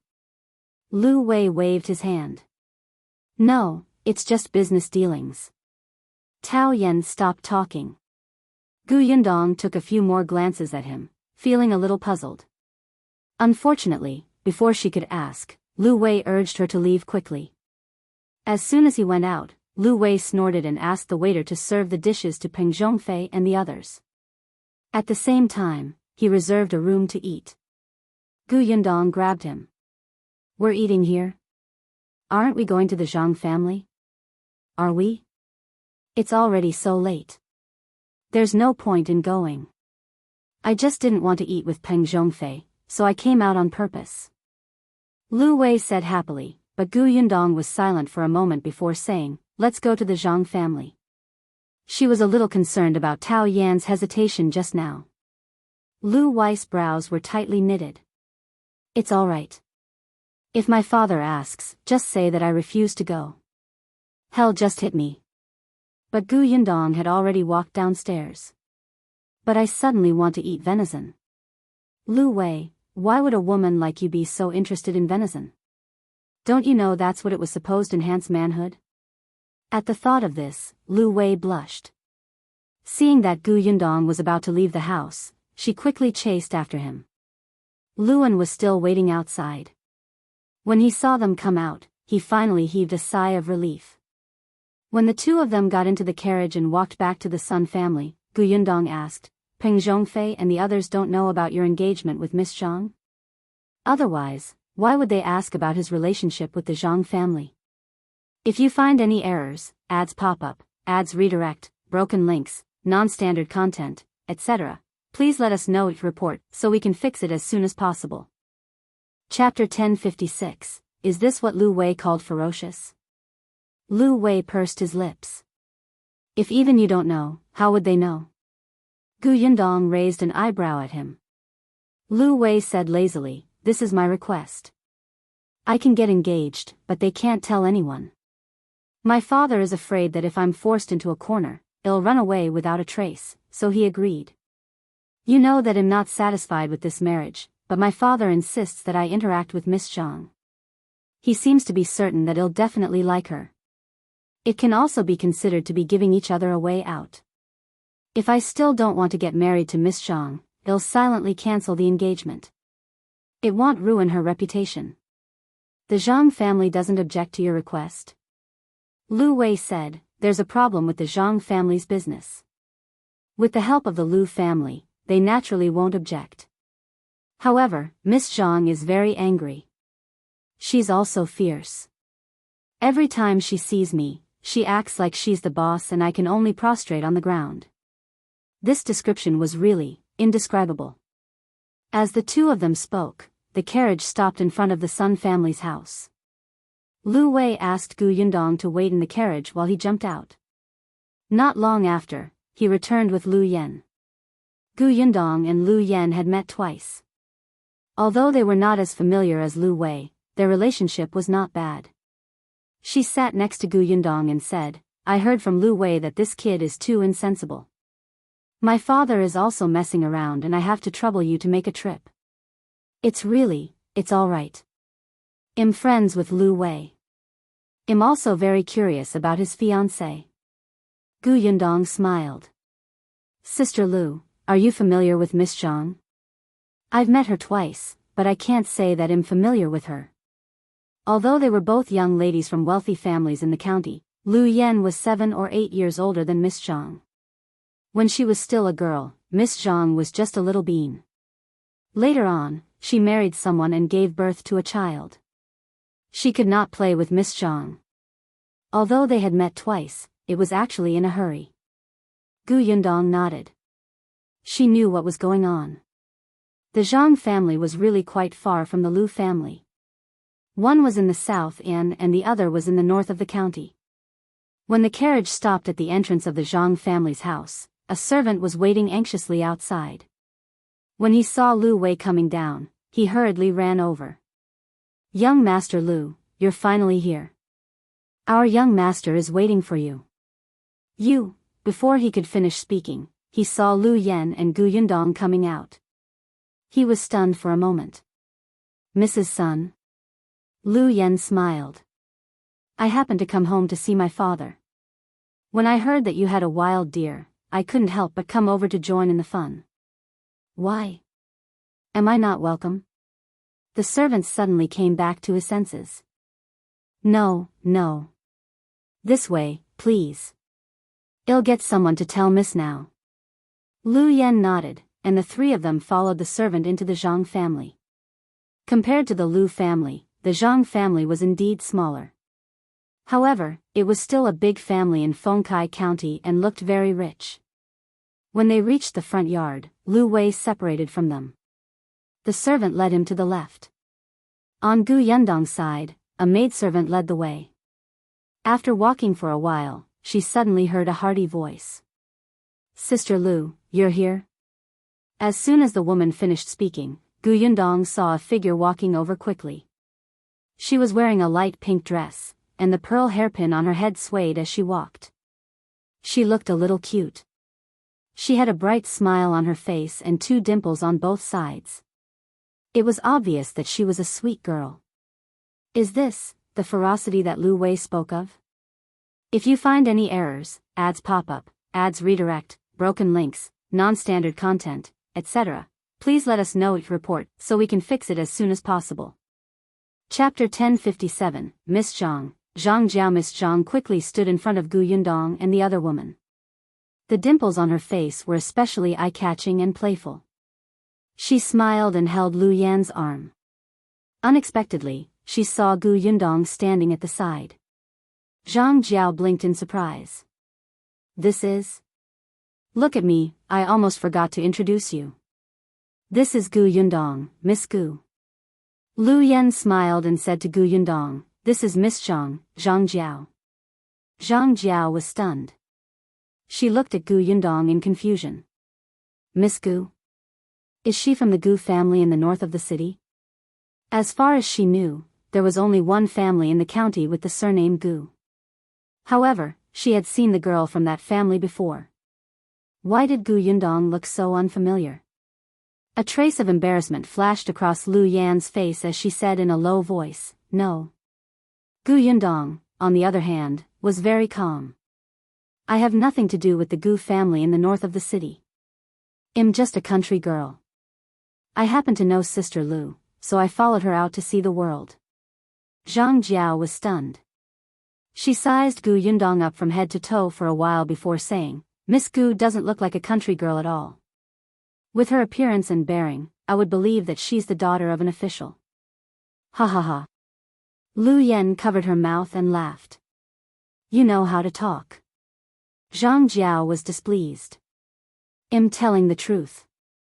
With that, she ran over to Yundong. Miss Gu, this is your first time coming to my house, right? Let's go, I'll show you around. Yundong nodded and the 3 of them walked towards the backyard. Zhang Jiao was very cheerful and lively. As the host, she had been talking non-stop along the way. When they reached the reception hall, she led the 2 of them to sit down. Come, sit. Come and try my brother's new venison today. There were already many dishes on the table. The dazzling array of dishes was very sumptuous. Zhang Jiao took good care of Yundong. Afraid that she would be too polite, she kept urging her to eat first. Yundong could only smile politely, indicating that she could do it herself. After the meal, Yundong's forehead was covered in sweat. She didn't have much of an impression of Zhang Jiao. She just felt that she was too enthusiastic. As for being fierce, only Liu Wei felt that way, right? After dinner, Zhang Jiao brought them around the Zhang residence. Halfway through, young Master Zhang Hao and young Master Zhang sent word that they would invite everyone over to play pitch-pot. Liu Yan blinked at Yundong and whispered, this is a chance for the 2 of them to meet and talk. With that, she immediately agreed. Sure, I like pitch-pot. Before I was married, I was one of the top girls in this county. Zhang Jiao became excited. Really? Sister Liu is so powerful? Then, she looked at Yundong. What about Miss Gu? Do you know how to play? I've never played it before. I'm just watching. She had never played pitch-pot before. All this time, she had a lot of things to do. When it came to entertainment, she mostly spent time in drawing, playing chess, and playing puzzles with her younger siblings. Pitch-pot? First time playing. Zhang Jiao smiled. It's fine. I'll teach you. It's very simple. Therefore, the group of people excitedly arrived at a courtyard of the Zhang residence and saw Zhang Hao and Liu Wei chatting and laughing. Upon seeing Zhang Jiao, Liu Wei jumped up reflexively and immediately took 2 steps back. If you find any errors, ads pop up, ads redirect, broken links, non-standard content, etc., please let us know your report so we can fix it as soon as possible. Chapter 1058, Miss Gus. First time Liu Wei narrowed her eyes and shot him a warning glance. Only then did Liu Wei try his best to restrain his urge to escape. However, he quickly turned his head slightly and looked at Gu Yundong. His gaze was filled with condemnation. It was as if he was saying, I asked you here to help, but you actually dragged me down and made friends with them. You're not human. Gu Yundong looked up at the sky. The weather was good today. Yes. Other than Liu Wei and Zhang Hao, there were also a few servants in the courtyard. It looked very lively. Zhang Hao was Zhang Jiao's brother. It was said that he was 5 years older than her. He had thick eyebrows and big eyes and was quite energetic. Seeing the three of them coming over, Zhang Hao hurriedly greeted them. You're finally here. Jiao, come over and help big brother. You've always been good at pitchpot. Let Liu Wei see it so that he won't think that he's invincible. Quick, help big brother defeat him. As she spoke, she pushed Liu Wei again. Compete with my sister. If you lose to her, you have to return the money you won from me just now. Jiao, you have to fight for me. Zhang Jiao frowned. Brother, you're actually gambling? It's just for fun. It's just 10 or 20 taels. Anyway, we're family. What does it matter? Hurry up and help me win back the silver. Zhang Jiao glared at him helplessly and took a few steps forward. Liu Wei was not happy. He moved to the side, straightened his neck, and said, No, I'm a man and she's a woman. If I compete with her, it would be unfair if I win. The problem was that if he lost, he would lose all his face. Zhang Jiao raised her eyebrows. How do you know that you will definitely win? She was provoking him, but Liu Wei did not respond at all. In any case, I can't. If I compete with a woman, won't I be bullying her? Absolutely not. He shook his head repeatedly. Lu Yan, who was not far away, was almost angered to death by him. Everyone present could tell that Zhang Hao had deliberately made the suggestion to create an opportunity for the two of them to interact. But he actually hid far away. Liu Wei didn't agree, and the scene became a little awkward. Zhang Hao laughed. Forget it. Looks like I can only do it myself. After saying that, he rolled up his sleeves and came forward, throwing an arrow into the pot. Lu Yan could only put in more effort to liven up the atmosphere. She was the second to come forward. Speaking of which, I haven't played in a long time. My hands are rusty. If I can't shoot accurately later, don't laugh at me, okay? After so many times, this matter was finally resolved. Liu Wei was a playful person to begin with. Although he was unwilling to get along with Zhang Jiao, he became excited when everyone started to have fun. The four of them took 2 turns. Zhang Hao could not help but look up at Gu Yundong, who was sitting in the pavilion. He smiled and said, Miss Gu, why are you only drinking tea? Come along. The 3 girls can compete to see who's the best. Zhang Jiao hurriedly said, No, Miss Gu has never played this before. This is the first time. Then, she said to Gu Yundong, Let's not listen to eldest brother. I'll teach you how to play first. It's boring to compete. Zhang Hao waved his hand. You're good at playing by yourself, but there's no need to teach others. I'll teach you. Miss Gu will definitely like it after learning this.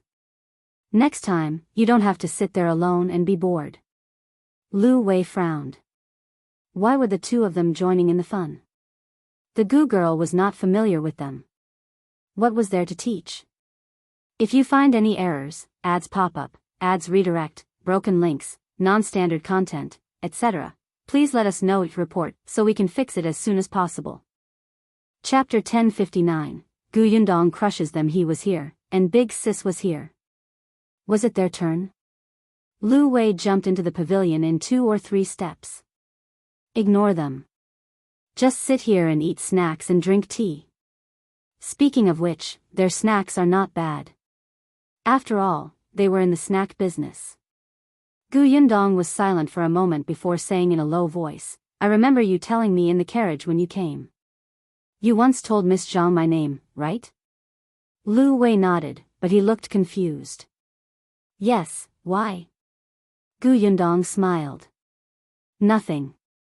She stood up and walked out of the pavilion.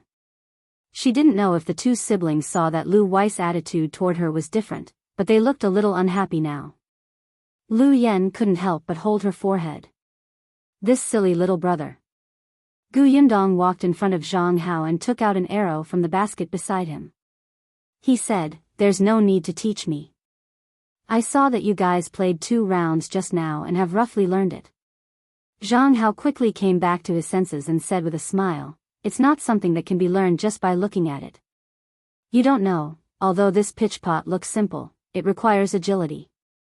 The angle has to be chosen well, and the wrist has to be exerted, the eyes." With a bang, the arrow in Yundong's hand flew forward and went straight into the pot. Zhang Hao, Zhang Jiao, Liu Yan, Liu Wei said, "All right." Clap clap clap clap clap clap. Yundong's mouth twitched.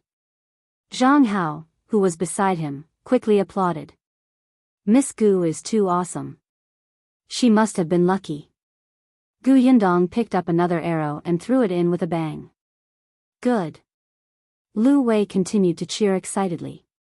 She did not want to look at her annoying brother. Fortunately, she still had Liu Yi at home.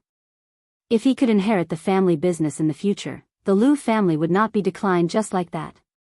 Zhang Hao frowned slightly, but he quickly relaxed. Bang! Bang! Bang! Bang! Bang! Following that, there were a few more soft sounds. After that, the arrows were all in the pitch pot without exception. At this moment, everyone present was surprised. The pitch pot looked simple, but Zhang Hao was right. Skill was really important. They admitted that their skills were not bad, but it was not to the point where they did not miss a single shot. Even if it was them, it was impossible for them to not miss a single one of the 7 or 8 arrows in a row. Bang, bang, bang. Yundong nodded in satisfaction. Not bad. Other than Liu Wei, who had a proud and excited expression on his face, everyone else in the courtyard had wooden expressions. Zhang Jiao took a while to find her voice. "Miss Gu, is this really your first time playing?" Yundong nodded seriously. "It's true. I never lie." Liu Wei secretly pursed his lips. "Shouldn't you be honest with yourself?" Yundong rubbed her wrist and continued, "You also know that I'm just a country bumpkin. I've done too much farm work at home. I'm strong and my wrist is strong. That's why I didn't miss any of them." "I assess that so?" Zhang Jiao was stunned. She looked at her, then lowered her eyes to look at her wrist. Yundong's expression was serious. That must be the case. Zhang Hao was so shocked that he could not say a word just now. Now, he finally said dryly, "So there are such benefits to doing farm work. Looks like I should go to the field to train." "Young Master Zhang, that's a good idea." Yundong agreed. Zhang Hao laughed dryly again. "If you find any errors, ads pop up, ads redirect, broken links, non-standard content, etc., please let us know your report so we can fix it as soon as possible." Chapter 1060, Have You Fallen for Yundong? Yundong had thrown the arrows once, and almost crushed everyone present. When she continued to play, no one called her. However, Zhang Hao and Zhang Jiao still came to her side from time to time to ask about her well-being, as if they were afraid that as the host, they would neglect her. Yundong also responded with a smile and continued to drink tea and eat snacks. Liu Wei's words made sense. The Zhang family's snacks were indeed not bad. However, after eating and drinking too much, she could not control her physiological reaction. Yundong saw that the others were playing and did not notice her. She called the maidservant beside her and asked her to lead the way to the toilet. The maidservant quickly responded and led her out of the pavilion. After walking out of the courtyard and making 2 more turns, the maidservant stopped. Yundong entered the outhouse. The maidservant was waiting outside. However, when Yundong came out, the servant girl was nowhere to be seen. Yundong could not help but rub her chin. Was the Zhang family going to do the same thing as the Peng family? Was it so dangerous to go to the toilet in a rich family? Could she be killed after going in and coming out? It couldn't be, right? She didn't have any deep hatred with the Zhang family. It was her first time meeting them, so she was very flustered. Yundong stood at the same spot for a long time, but the servant girl still did not come. Forget it, she still knew the way. She raised her foot and slowly took a small step forward. Just like when they came, Yundong turned 2 corners. Just as she was about to reach the courtyard, a voice suddenly came from the corner. She didn't want to stop, really, even if the speaker happened to mention her name. However, if she didn't stop, she would directly bump into him. It would be a pity if the person who spoke couldn't finish his sentence. Thus, Yundong leaned against the wall and listened quietly to the voices around the corner behind him. Did you notice that Miss Gu's appearance is actually the most outstanding among the 3 of them? I did. She's indeed good-looking, but I heard that she's just a village girl. So what if she's a village girl? Even if she's a village girl, she's still better than us servants. She's even better than the person who spoke suddenly lowered her voice. She's even better than our young madam. That's true. Young madam's health is too poor. She's lying on the bed sickly all day. Young master doesn't even go to her room now. Speaking of young master, did you notice just now? Young master seems to treat that Miss Gu very differently. That's right, that's right. I can see it too. Eldest young master is especially enthusiastic about taking care of Miss Gu. From time to time, he would look at Miss Gu as if he was afraid of neglecting her. He even asked us to heat up the tea and snacks. In the entire courtyard, Miss Gu is the only one eating and drinking. Isn't young master asking us to bring hot food for her? Also, just now, young master said that he wanted to personally teach Miss Gu. In the past, when Miss asked young master to teach her, young master was very impatient. Do you think young master is interested in Miss Gu? I've never seen young master so concerned about someone. Sigh, so what if he's interested? With young madam around, it's impossible for young master to marry her. Who said it's impossible? The person who spoke suddenly became excited, but he tried his best to suppress it, as if he was about to say a shocking secret. Let me tell you, I just heard some incredible news yesterday.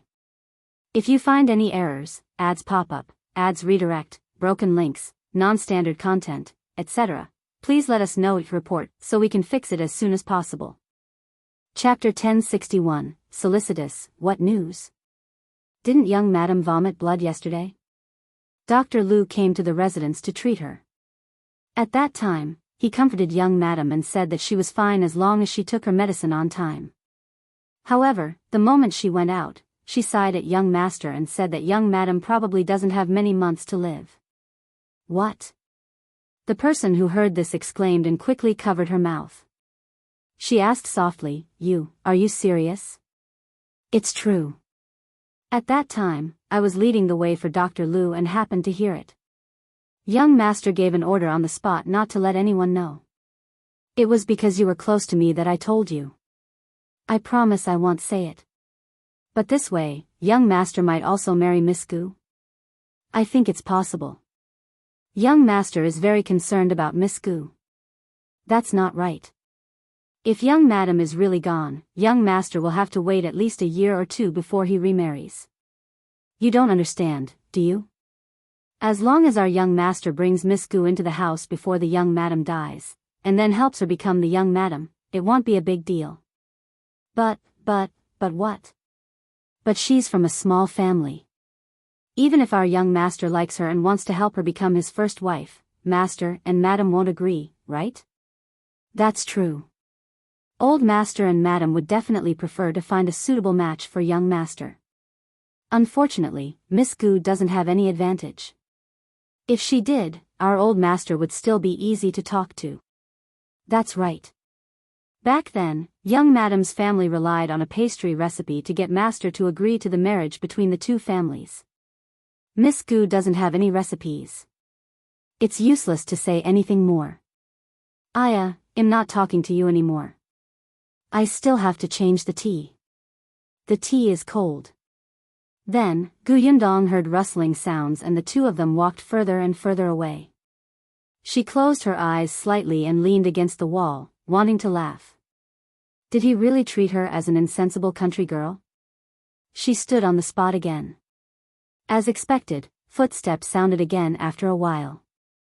Immediately after, the servant girl who had led the way earlier hurried over. Miss Gu, so you're here. I'm really sorry. I saw that old Madame Wang was carrying some heavy things just now, so I helped her carry them over. When I came back, I didn't see Mississippi. I thought that Miss hadn't come out, so I waited outside. After a long time, I realized that something was wrong and quickly came over. This explanation, Yundong smiled. It's all right. Let's go. We've been delayed for a long time. Yes, of course. Young master and the others must be anxious. The two of them returned to the courtyard one after another. They saw that the four of them had stopped playing pitch-pot and were sitting in the pavilion chatting. Zhang was the first to see her. He immediately stood up and said, Miss Gu, you're back. The kitchen has just made a new snack. Miss Gu, would you like to try it? Yundong walked to her seat and sat down. On her left was Liu Yan, and on her right was Jiao. Jiao smiled and picked up a snack for her. Try it. This is delicious. It cost a lot of white sugar. Yundong took a bite. Yes, it was a little greasy. They had indeed spent a lot of sugar. She didn't say much and watched the others talk and laugh. Zhang looked at her from time to time, but Yundong just lowered her head and pretended not to see it. It was not until Liu Yan saw that it was getting late and was about to leave that she stood up. Zhang and his sister sent them out of the house. If you find any errors, ads pop up, ads redirect, broken links, non-standard content, etc., please let us know each report so we can fix it as soon as possible. Chapter 1062, What's Wrong? After getting into the carriage, Liu Wei slumped in his seat. Liu Yan hit him and ignored him. She turned around and asked Yundong, how is it? Miss Zhang isn't as fierce as Liu Wei said, right? She's just a little enthusiastic. You're not scared, are you? Yundong shook her head and leaned against the wall of the carriage. I'm just a little tired. Tired? Liu Yan was stunned. Although they had spent most of the afternoon playing pitch-pot, other than the 10 arrows, Yundong had not moved at all. She practically sat in the pavilion and ate. Although they had been chatting for the latter half of the day, it was not to the extent of saying that she was tired, right? Liu Yan seemed to have thought of something and quickly asked, what do you think is wrong with Miss Zhang? Liu Wei immediately perked up when he heard this. What's wrong? It was as if he would immediately break off the engagement if Yundong said anything bad. It seemed that he was indeed against this marriage. Yundong and Liu Yan looked at him with dark expressions. After a while, Liu Yan rubbed her forehead. You're already an adult. Can you be more sensible? This is a huge matter about marriage. If I had been more sensible, I would have married Miss Zhang. Yundong shook her head and said to Liu Yan, let's go back to the Liu residence first. Liu Wei still wanted to ask, but she glared at him, so he could only wait patiently. After all, Yundong had just said that he was tired. Although she might be mentally tired, he could not force her anymore. What if Qingyuan found out and felt that his wife was being bullied? The carriage headed towards the Liu residence. Although Yundong did not say anything else, Liu Yan still lowered her eyes and began to think. She recalled today's situation and wanted to see if there was anything wrong. However, when the carriage stopped at the entrance of the Liu residence, Liu Yan still felt that Zhang Jiao's words were a little too loud and enthusiastic. Everything else was normal. The three of them entered the main door and walked all the way to the central room. Old Master Liu and Qingyuan were talking. The two of them were now businessmen, so they naturally had many common topics to talk about. In addition, Old Master Lu felt that Shao Qingyuan was smart and considerate, especially when compared to his son. Hence, he liked this young man more. Seeing them return, Old Master Lu still looked like he had not had enough. However, he immediately stood up and looked at his daughter before turning to Yundong. How was it? Did you have a good time? Liu Wei felt that he was probably not a biological son. Seeing that his father did not look at him at all, he simply went to talk to Shao Qingyuan. Yundong sat down and took a sip of tea before starting to talk about what she had said and done when she first entered the Zhang residence. She described everything until she left the courtyard and went to the toilet. Old Master Lu nodded. In that case, Miss Zhang is not bad. She's warm and considerate. He looked at Liu Wei. Did you hear that? Even the Gu girl has a good evaluation of Miss Zhang. Hurry up and pack up to get married. Liu Wei exploded. Father, are you deaf? When did she say that Miss Zhang is not bad? Old Master Lu was speechless. It seemed that she had not come to a conclusion. He paused and turned to look at Yundong. The latter asked Liu Wei, can't you tell what's wrong? Liu Wei blinked, then blinked again with a blank expression. Just as Yundong sighed and gave up on him, this fellow suddenly jumped 3 feet high. I understand. He instantly became smug. When I met Miss Zhang in the past, I told her Yundong's name. She clearly knew it, but she still deliberately asked if you were from the Gu family in the north of the city. If you find any errors, ads pop up, ads redirect, broken links, non-standard content, etc., please let us know it report so we can fix it as soon as possible. Chapter 1063, The Zhang family's good plan. Old Master Lu was stunned and frowned. She did it on purpose to embarrass Yundong? She clearly knew that Yundong was not from a rich family, but she still deliberately mentioned the Gu family in the north of the city, as if she was waiting for Yundong to say that she was a country bumpkin. Yundong said, actually, this doesn't matter. She might have misunderstood my relationship with Liu Wei. She's a little vain and wants to teach me a lesson. Humans can't be perfect. It's not a big deal to have some small thoughts.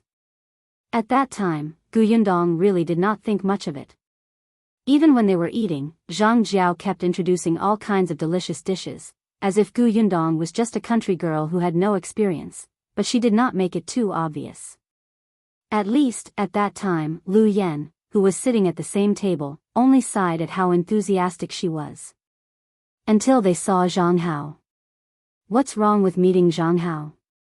Liu Yan had always felt that she was quite intelligent. Others had also praised her for being smart. But now that she heard Yundong's words, she realized that she had overlooked these details. At the mention of Zhang Hao, Yundong sneered. Zhang Jiao wanted to matchmake me with Zhang Hao. What did you say? Shao Qingyuan, who had been silent all this while, was the first to frown. Liu Wei was also shocked. After the shock, he silently shrank his presence to prevent Shao Qingyuan from blaming him. Why did she want to matchmake you and young Master Zhang? Liu Yan was a little curious. If she really looks down on your identity, why did she? It's probably for sugar. Besides, she didn't want Zhang Hao to marry me as his first wife. It'll just be a concubine. It's not a loss for their family to exchange the identity of a concubine for the sugar. The Zhang family was in the pastry business and needed too much white sugar. However, Gus could sold 5 caddies at a time. How could it satisfy their appetite? However, everyone in Fengkai County knew that the Gu family's sugar was dedicated to the emperor. With the emperor's decree, no one in the county dared to have any designs on the sugar. However, this did not mean that they could not have designs on Yundong. Now, other than the imperial court, only the Gu family could do the white sugar business. As long as Yundong became a member of the Zhang family, the white sugar business would naturally belong to the Zhang family. This Zhang family had a good plan. Moreover, the 2 whispering people had specially mentioned that the young madam did not have many months left to live. They gave Yundong some pressure and let her know that if she wanted to marry into the Zhang family and become the young madam of the Zhang family, it was best to become the young master's concubine as soon as possible. Gu Yundong was speechless. Why was the Zhang family so sure that she would fall for Zhang Hao? Just because he was the eldest young master of the Zhang family? Old Master Lu frowned when he heard that. Old Master Zhang's business ability was average and he had some small problems, but as an in-law, there was no big problem. But his children, especially Zhang Jiao. It was fine even if she had some tricks up her sleeve. He did not care. However, she could not be too unreliable.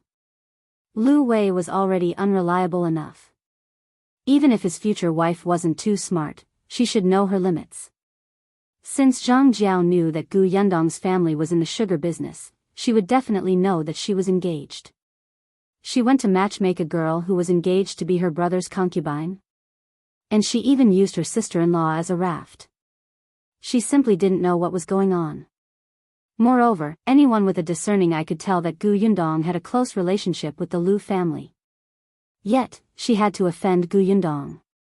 Not only could such a person not help Liu Wei, but she would also drag him down. Gu Yundong saw that old Master Liu knew what he was doing, so she added, "Uncle Liu, why don't you spend more time to find out more about Zhang Jiao's personality and the Zhang family's plans?" Gu Yundong was still very concerned about Tao Yan's expression when he asked about the Zhang family. Old Master Liu nodded.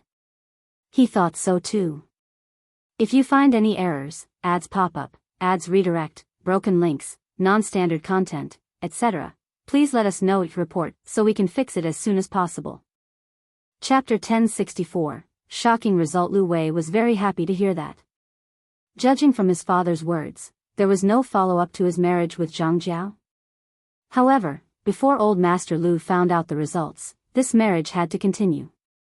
However, no one expected that after more than a month, the results of old Master Liu's investigation would be so shocking. Not only was Zhang Jiao unreliable, but her personality was also not fierce, but vicious. The reason why the young madam of the Zhang family was bedridden was because Zhang Jiao had poisoned her. And the reason was actually because Zhang Jiao and Zhang Hao slept together and disrupted the social rules. This was a huge amount of information. When old Master Liu found out, he almost couldn't breathe. His fingers trembled.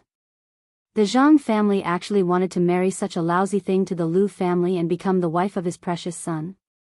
Old Master Liu was trembling with anger, but he still continued to investigate.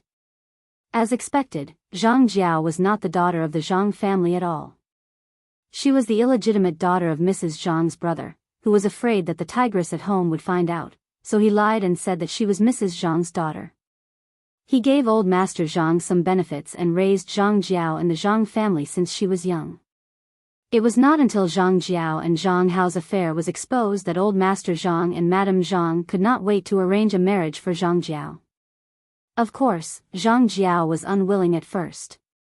She wanted to reveal her identity and marry Zhang Hao openly. However, she was dreaming. How could old Master Zhang and his wife agree? She was just an illegitimate daughter. Not to mention how revealing her identity would affect Mrs. Zhang's brother. Zhang Hao already had an official wife. With Zhang Jiao's identity, she could at most be a concubine. However, Zhang Jiao was unwilling, so she poisoned young Madame Zhang. Old Master Zhang almost beat her to death when he found out. It was Mrs. Zhang who stopped him in time because she was his niece and had been raised since she was young. However, Zhang Jiao could not stay in the Zhang family no matter what. Zhang Jiao also knew that after the matter was exposed, she could only marry out. Now, old Master Zhang could still listen to Madame Zhang and choose a good marriage for her. If he waited until the day he got impatient, she might even be given to an old man as a concubine. Under Mrs. Zhang's persuasion and Zhang Hao's comfort, Zhang Jiao finally agreed to get married. In any case, even if she could not become husband and wife with Zhang Hao, they didn't have to be together day and night if they truly loved each other. When she married into a rich family, she would give birth to Zhang Hao's child and let this child inherit all the assets of that family. Wouldn't that be killing two birds with one stone? What was even more unacceptable to old Master Liu was that old Master Zhang's choice from the start was Tao Yan of the Tao family. The third young master of the Tao family was the eldest son of the Tao family. However, old Master Liu knew about the Tao family's trivia in the past. He knew that Tao Yan was abandoned by the Tao family. At least in old Master Liu's heart, Tao Yan was much more respected than his Liu Wei. He was old Master Liu's eldest son. Although he was unruly, he had always been doted on. He had grown up safely in the Liu family. He was capable of literature and martial arts and had a wide range of friends. He was not bad at all. However, Tao Yan didn't want Zhang Jiao. Instead, he couldn't wait to engage his son to this woman. Old Master Liu almost spat out a mouthful of blood, but this was his own fault. This was because his standards for his daughter-in-law had been exposed by someone. Many people in the county knew that he wanted to find a fierce daughter-in-law to suppress his son. Therefore, Zhang Jiao walked towards this persona. If you find any errors, ads pop up, ads redirect, broken links, non-standard content, etc., please let us know each report so we can fix it as soon as possible. Chapter 1065. He wants to get married. Old Master Liu was angry and regretful. It was all his fault for being too anxious. In the end, he let such an ignorant person have designs on the Liu residence. He couldn't help but rejoice that Liu Wei didn't take a fancy to that girl and even made a request to keep the engagement a secret for the time being. Otherwise, if such a thing happened, the Zhang family's reputation, or Zhang Jiao's, would suffer the heavier blow. However, the Liu family was also in trouble. Liu Wei would also be criticized. This marriage was definitely going to be called off. Not only was the marriage called off, but the Zhang family could not be let off so easily. Did he really think that the Liu family was easy to bully? He actually treated them as fools. If old Master Liu did not vent his anger, his surname would not be Liu. Of course, this was all in the future. At this moment, although old Master Liu did not have a good impression of Zhang Jiao, he did not hate her so much. He was grateful to Gu Yundong. It was right to let you go to the Zhang family. But Gu girl, according to what you said, Zhang Hao also has designs on you. You have to be careful. Don't worry. They're still hoping that he'll take the initiative to be his concubine. Such a beautiful thing can only be done in their dreams. Besides, we'll be returning to the prefectural city in a few days. When we return, they'll be married to brother Shao. Shao Qingyuan, who was at the side, had an extremely ugly expression when he heard Zhang Hao's plan. He was thinking about whether to put him in a sack and beat him up or throw him into the water. Unexpectedly, when he suddenly heard Gu Yundong talk about marriage, the gloom in his heart was instantly swept away. He turned around and looked at her with a gentle gaze. That's right, they were about to get married. It was fine if that Zhang fellow retreated in the face of difficulties. If he still did not give up and wanted to approach them, it would be a light punishment for Shao Qingyuan to break the man's limbs. At the side, Liu Wei touched his arm.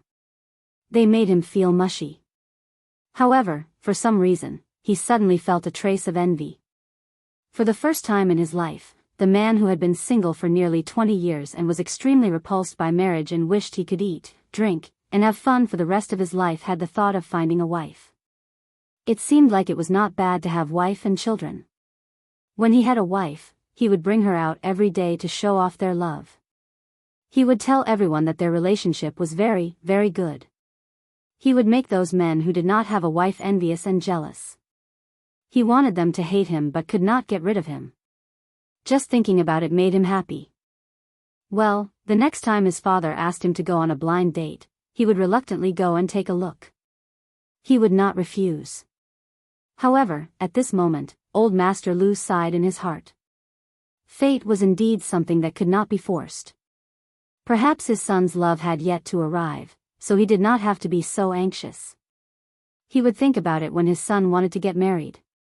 Seeing that it was getting late, Gu Yundong and Shao Qingyuan bade farewell and left the Liu residence. After getting into the carriage, Gu Yundong took out the handkerchief from her sleeve. Facing Shao Qingyuan's puzzled gaze, she told him about her encounter with Tao Yan and Peng Zhongfei at Jinxiu restaurant. Shao Qingyuan was surprised. So, this handkerchief was originally mine?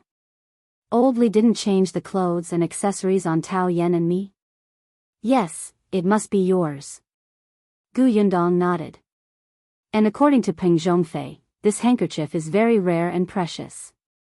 Since your family put such a rare handkerchief on you and use it as an ordinary handkerchief, they must dote on you very much. Shao Qingyuan suddenly tightened his grip on his handkerchief, and his lowered eyelids trembled slightly. If you find any errors, ads pop up, ads redirect, broken links, non-standard content, etc., please let us know it report so we can fix it as soon as possible. Chapter 1066, Does Old Li have an enemy? Yundong saw it and suddenly felt sorry for him. Sure enough, Brother Shao was very concerned about this. She reached out and grabbed his large palm. Her fingers intertwined with his and held onto it tightly. Shao Qingyuan raised his head and hugged her. He rubbed his chin gently on her hair. I'm fine. Big Brother Shao, old man Li might have a grudge against your family. That's why he carried you away and tortured you like this. However, if your family is powerful, why would old man Li, an illiterate farmer, be involved? Shao Qingyuan said, let's go back and ask Li Dunzi. Yundong nodded. When the carriage drove into Yongfu village, the sky was already a little dark. When they arrived at the Gu residence, the two of them got out of the carriage and went straight to second brother Li's house. Li Dunzi and Madame Du had been very happy these past 2 days. Their son was married, and Shao Qingyuan and Yundong came to congratulate them. The villagers' attitude towards them instantly changed. Even Madame Du's maternal family became much more affectionate. Especially today, they wanted her to talk to Shao Qingyuan so that their family could cut the queue and come over in advance for the vaccination. Madame Du didn't dare to agree to such a request. Her maternal family didn't know, but she knew very well.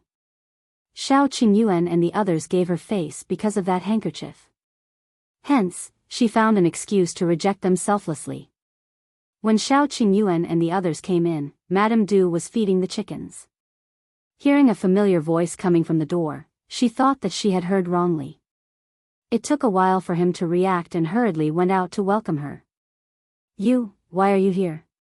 We want to ask you something. Yundong looked behind her but did not see Li Dunzi. Madame Du was smart and quickly invited the two of them in. She said, my husband is in the house. Come in and drink some water. Li Dunzi sat there happily eating peanuts. When he saw the two of them enter, he was shocked. After the few of them entered the house, Madame Du closed the door. Shao Qingyuan asked, do you know who old Li has a grudge against? Li Dunzi and his wife were surprised. A grudge? No. Although old Li's thoughts were a little complicated and hurt Shao Qingyuan in the dark, at least to outsiders, he looked like an honest and amiable old man. He was quite popular in Yongfu village. Hence, both of them shook their heads. I've never heard of my father having a grudge against anyone. All these years, he hadn't even argued with the villagers. Yundong frowned. Actually, Shao Qingyuan also knew this. She thought for a moment and changed the question. Then do you know that he left Fengkai County in the past and went to the prefectural city, or even further, like the capital? Madame Du widened her eyes. The capital? No way. Why did he go so far away? My father-in-law was just a farmer. How could he go to the capital? That's the capital. Who would dare to go without some money? She shook her head vehemently, thinking it impossible. Madame Du had only been to the county city at most. She had never even been to the prefectural city. She felt that the capital was on the horizon. It was too far away, so far that she could only hear this name in her life. On the other hand, Li Dunzi frowned slightly, as if he was in deep thought. His silence made Yundong and Shao Qingyuan look at him. Madame Du asked in surprise, honey, why did you think for so long? Could it be that father-in-law really went to the capital? Was he that powerful? Li Dunzi shook his head. I don't know. If you find any errors, ads pop up, ads redirect, broken links, non-standard content, etc., please let us know it report so we can fix it as soon as possible. Chapter 1067, Very strange. Just as Yundong was about to be disappointed, she heard him say, although I don't know if my father went to the capital, he was indeed in the prefectural city. He scratched his head and tried his best to recall what had happened decades ago.